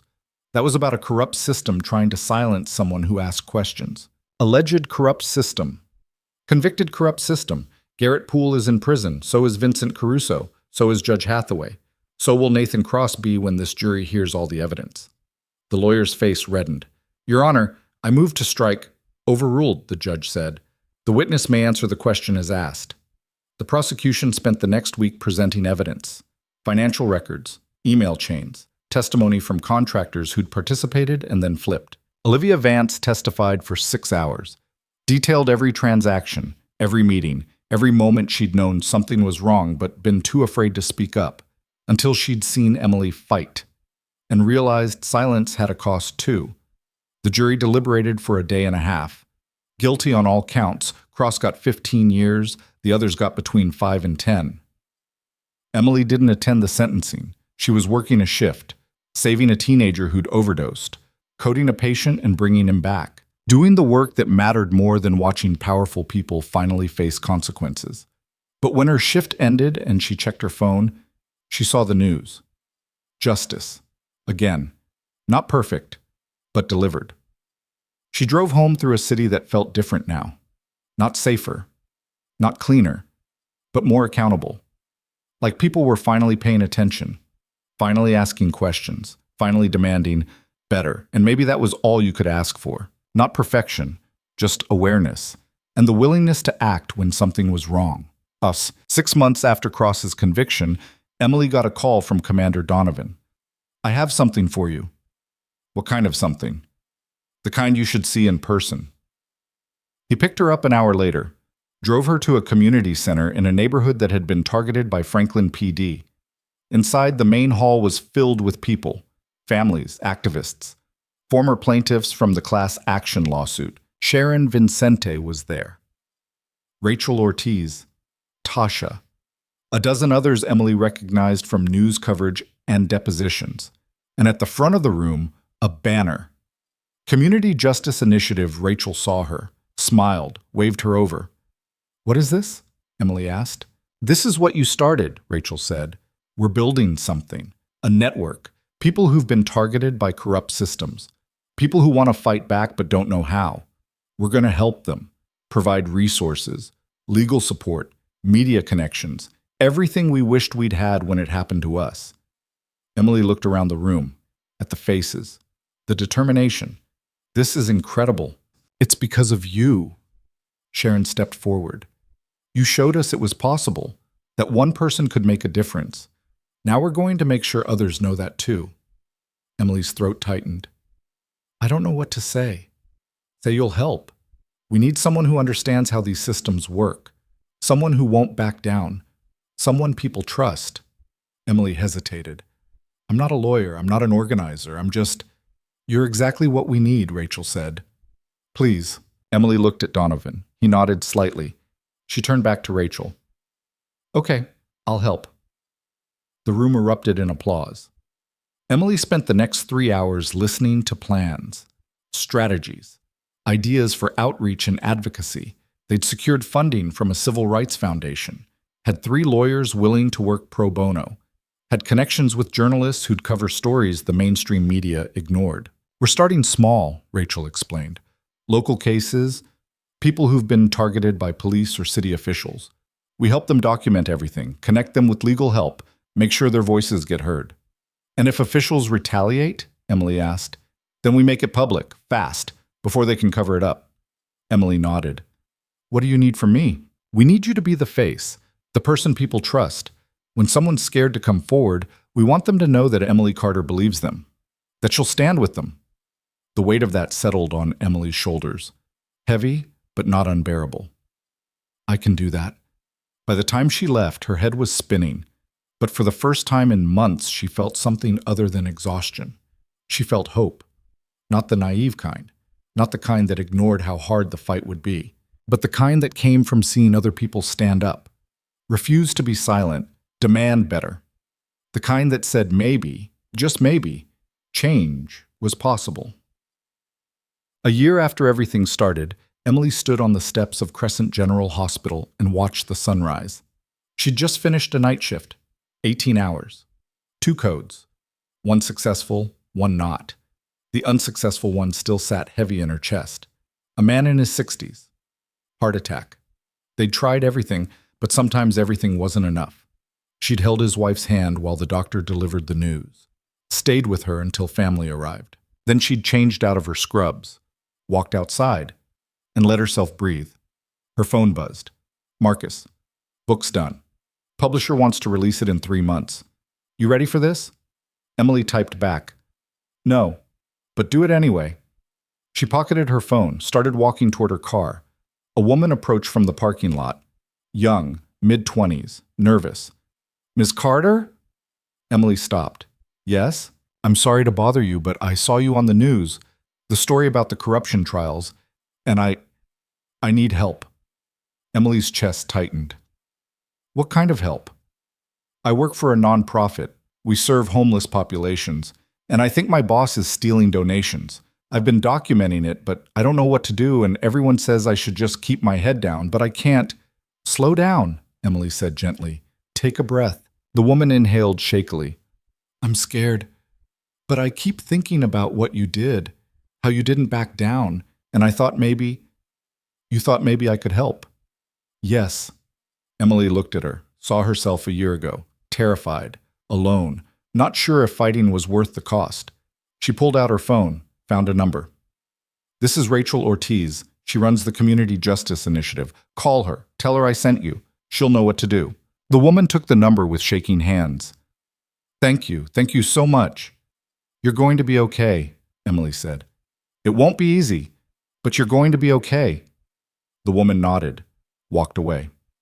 Emily got in her car, sat for a moment, thought about how many people were out there. Scared, trying to do the right thing, not sure if they could survive it.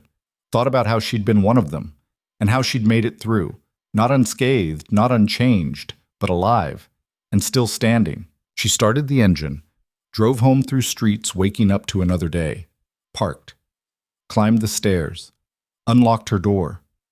Inside, everything was quiet, safe, hers.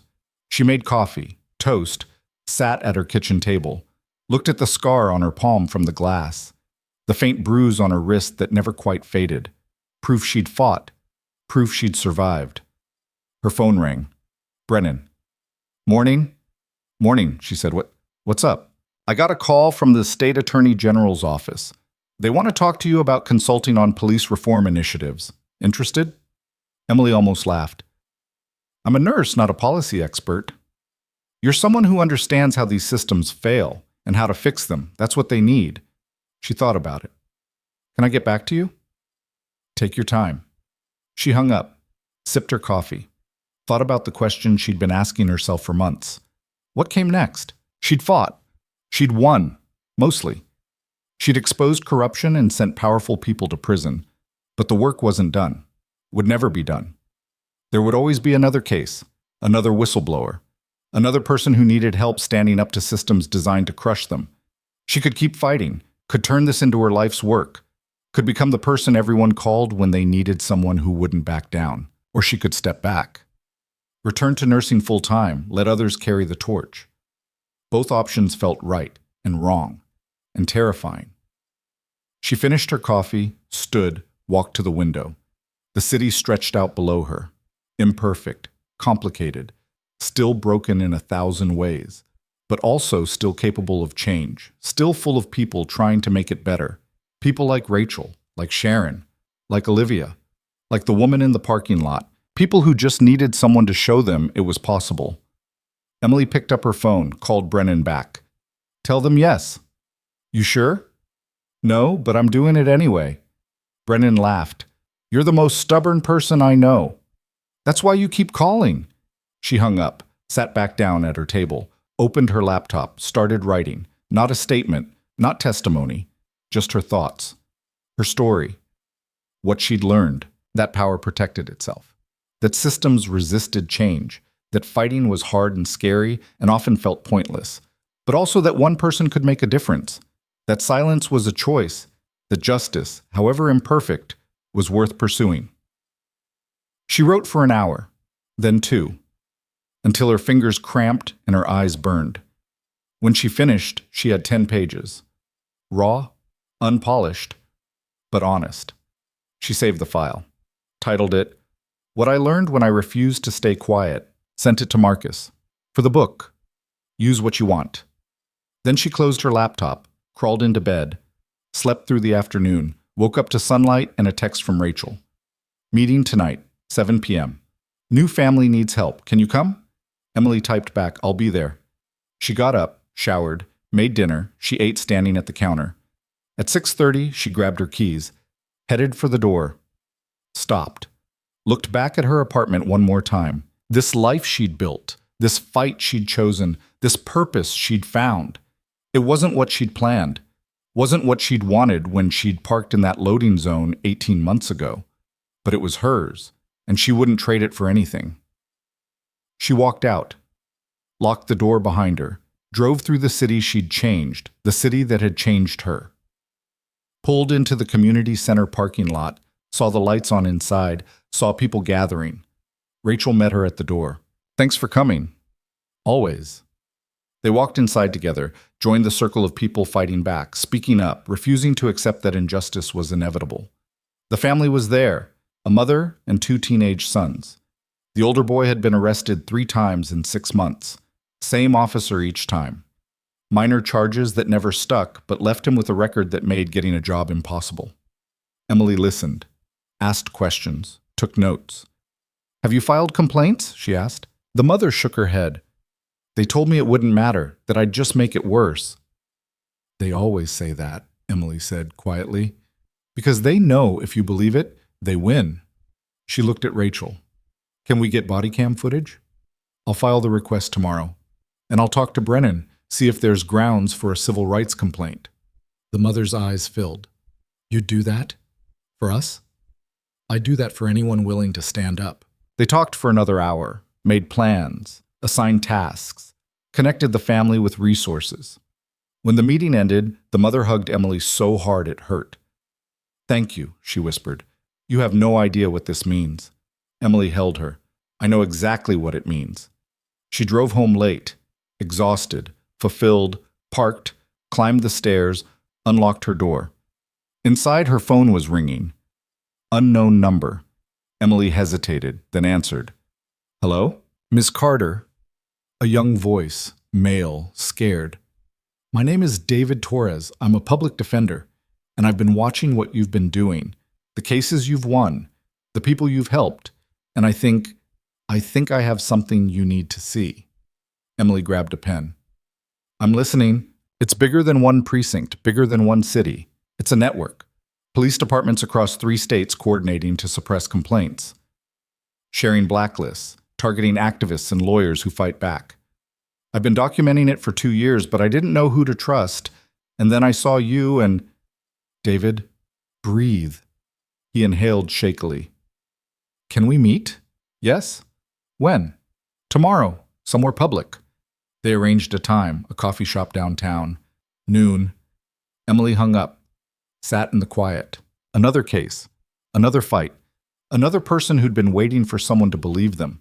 She should have felt overwhelmed, should have wanted to say no, should have needed a break. Instead, she felt energized, because this was what mattered.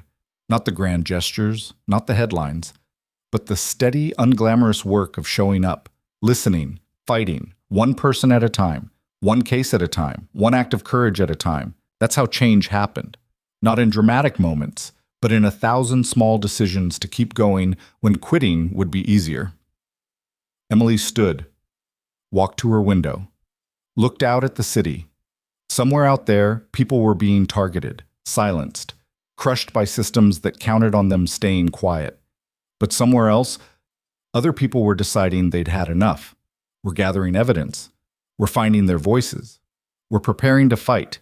And Emily would be there when they did, not because she was a hero, not because she was fearless, but because she'd learned something fundamental in the past 18 months. That ordinary people doing extraordinary things was how the world changed. That speaking up when everyone else stayed silent was the most powerful weapon against injustice. That one person refusing to back down could inspire dozens, then hundreds, then thousands to do the same. She'd been the parking ticket arrest that exposed a precinct, the nurse who became a whistleblower, the survivor who kept fighting when everyone expected her to quit. And now she was something else. Proof that it was possible, that systems could be challenged, that power could be held accountable, that justice, however slow and imperfect, could be won. Emily turned away from the window, got ready for bed. Tomorrow she'd meet David, listen to his story, decide if the fight was worth it. She already knew the answer. It was always worth it. Because every person who'd been silenced deserved someone willing to amplify their voice. Every victim deserved someone willing to stand beside them. Every act of corruption deserved someone willing to expose it. And Emily had become that someone. Not by choice, really, but by necessity, by circumstance, by a refusal to accept that injustice was just how things worked. She climbed into bed, closed her eyes, thought about the girl she'd been when she'd joined the military. Young, idealistic, believing she could save the world. Thought about the woman she'd become after combat. Harder, quieter, knowing the world was too broken to save, but still trying to patch the worst wounds. And thought about who she was now, someone who understood that saving the world wasn't the point, that perfect justice was impossible, that corruption would always exist, but also someone who'd learned that fighting anyway mattered, that small victories added up, that protecting even one person from being crushed by the system was worth every risk. She drifted towards sleep thinking about tomorrow's meeting, about David's evidence, about the network of police departments coordinating to suppress dissent, about how much work there was still to do, and smiled. Because work meant purpose. Work meant people counting on her. Work meant she was exactly where she was supposed to be, doing exactly what she was meant to do. Fighting. The meeting with David Torres lasted 3 hours. He brought documents, spreadsheets, communication logs showing how departments shared information about problem lawyers and activists. Emily took pictures of everything, sent them to Brennan with a note. "New case, call me." Brennan called within minutes. "You're serious, like dead serious." "This is federal, RICO territory. We're talking about conspiracy across state lines." "I know. Emily, this could take years, and the retaliation will be worse than anything I've faced so far." "I know that too." Brennan was quiet. "Why do you keep doing this?" Emily thought about it. "Because if I don't, who will? Someone else, eventually. Maybe, but how many people get hurt while we're waiting for eventually?" Brennan exhaled. "I'll make some calls, set up a meeting with the FBI, but Emily, I know. Be careful. Stay smart. Don't do anything stupid." "I was going to say thank you for not letting them win." Emily's throat tightened. "They haven't lost yet." "No, but they're losing, and that's because of you." She hung up, sat in the coffee shop with David, who looked exhausted and relieved and terrified all at once. "What happens now?" he asked. "Now we build a case, document everything, make it impossible to ignore, and when we're ready, we go public. And if they come after me? Then you'll have people standing with you, lawyers, activists, journalists. You won't fight alone." David's hands were shaking. "I'm scared." "Good. That means you're smart." Emily leaned forward. "But fear doesn't mean you stop. It just means you're careful, intentional, strategic." "How do you do it?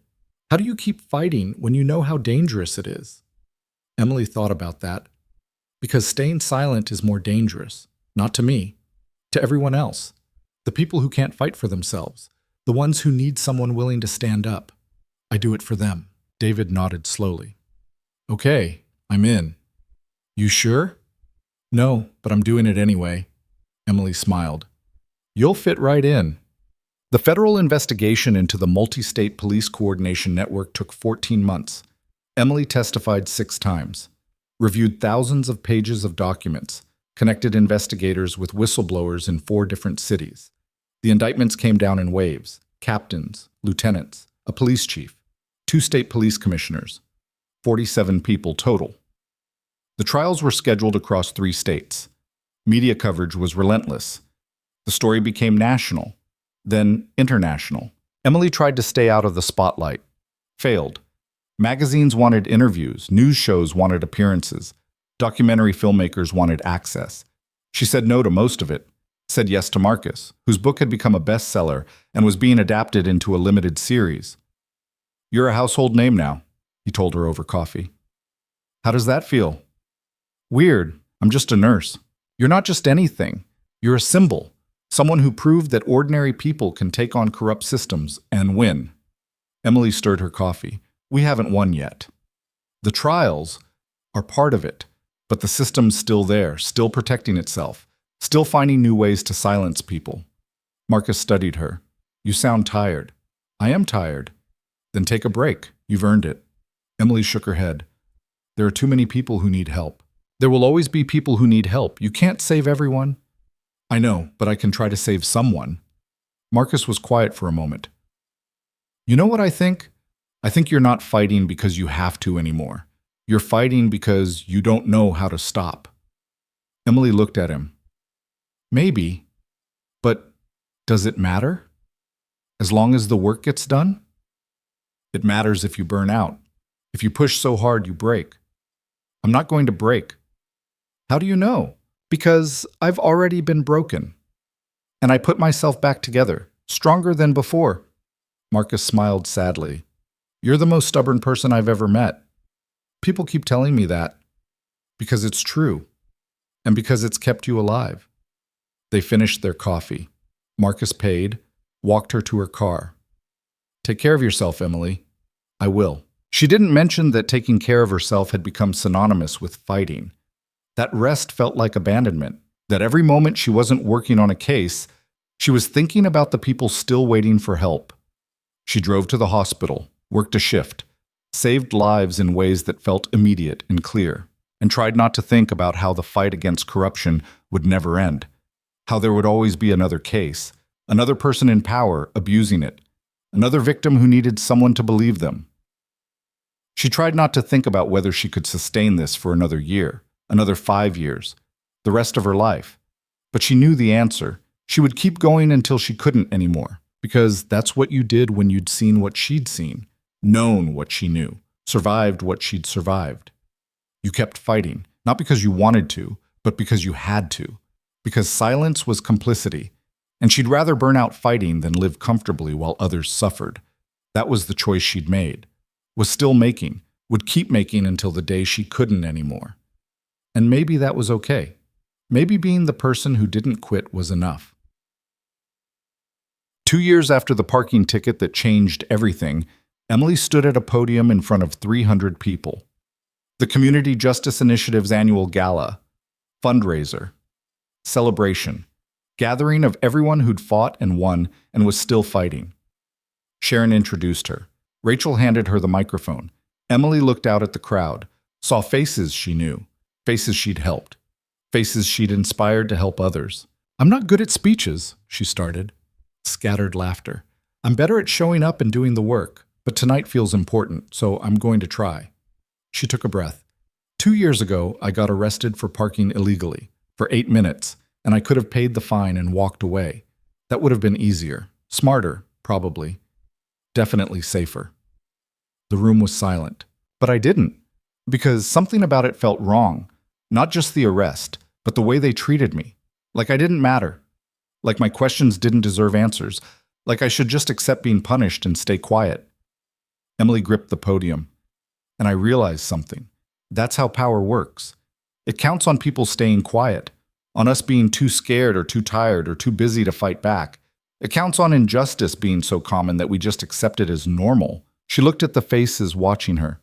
But it doesn't have to be normal. We don't have to accept it. And when we refuse, when we stand up and say, this isn't okay, we give other people permission to do the same. Someone started clapping, then another, then the whole room. Emily waited for it to quiet. I'm not special. I'm not brave. I'm just someone who got pushed too far and decided to push back. And if I can do it, anyone can. That's what this organization is about. Showing people that they have power, that their voices matter, that fighting back is possible. She paused. We've won some battles, got some people out of prison who never should have been there, exposed some corruption that needed exposing, changed some policies that needed changing. But the war isn't over. It's never over. Because power doesn't give up easily. Systems don't reform themselves. Justice doesn't happen automatically. Emily's voice strengthened. It happens because people like you decide it matters, because you show up, because you refuse to look away when it would be easier to pretend you don't see. She looked at Rachel, at Sharon, at Olivia, at David Torres, who'd helped bring down a multi-state corruption network. Every person in this room is proof that change is possible, that ordinary people doing extraordinary things can shift the balance, can make the powerful afraid, can force accountability where there was none. Emily's eyes swept the crowd. So thank you, for showing up, for fighting, for refusing to stay quiet. You're the reason I keep going, the reason I believe this work matters." She stepped back from the podium. The applause was deafening. She didn't feel like a hero, just felt tired and grateful and determined to keep going. Rachel hugged her when she came off stage. "That was perfect. It was adequate. It was you. That's what made it perfect." The rest of the night was a blur. Conversations, introductions, people thanking her for things she barely remembered doing. By 11, she was exhausted. She slipped out early, drove home through quiet streets, parked, climbed the stairs, unlocked her door. Inside, everything was exactly as she'd left it. Small, simple, hers. She made tea, sat at her kitchen table, looked at her calendar. 3 meetings tomorrow, 2 depositions next week, a court appearance the week after. The work never stopped, but neither did she. Emily finished her tea, washed the cup, got ready for bed, climbed under the covers and stared at the ceiling. Thought about the girl who'd parked in a loading zone 2 years ago. How scared she'd been. How alone. Thought about who she'd become. The battles she'd won. The people she'd helped. The system she'd cracked. Thought about how much she'd lost. Sleep. Peace. The simple comfort of believing the world was fundamentally just, and thought about what she'd gained. Purpose. Community. The knowledge that she could survive anything. That she was stronger than she'd ever imagined. That fighting mattered, even when it was hard, even when it hurt, even when victory felt impossible. Because the alternative, staying silent, accepting injustice, letting fear win, was worse than any risk she'd taken. Emily closed her eyes. Tomorrow she'd wake up and do it all again. Fight, stand, refuse to quit. Not because she was special, but because she was human. And humans, at their best, didn't look away from suffering, didn't accept cruelty as inevitable, didn't let the powerful crush the vulnerable without consequence. They stood up, spoke out, fought back, even when it cost them everything. Especially then, because that's when it mattered most. Emily drifted into sleep thinking about the young woman who'd approached her in the parking lot months ago, the one who'd been too scared to fight until she'd seen someone else do it first. Thinking about how many others were out there right now, scared, alone, not sure if standing up was worth the risk, and knowing that tomorrow she'd show them it was. One person at a time, one case at a time, one act of defiant courage at a time. That was how you changed the world. Not with grand gestures or perfect heroes, but with ordinary people deciding they'd had enough and refusing to back down. Emily Carter, combat medic, nurse, whistleblower, survivor, fighter, smiled in her sleep because she knew something the powerful would never understand. That silence was a choice, and so was speaking up. That fear was real. But so was courage. That one person couldn't save everyone, but one person could save someone. And sometimes, saving one person was enough to start a movement. She'd been that one person once. Now she was helping others become it too. And that, more than any verdict, any conviction, any headline, was the victory that mattered most.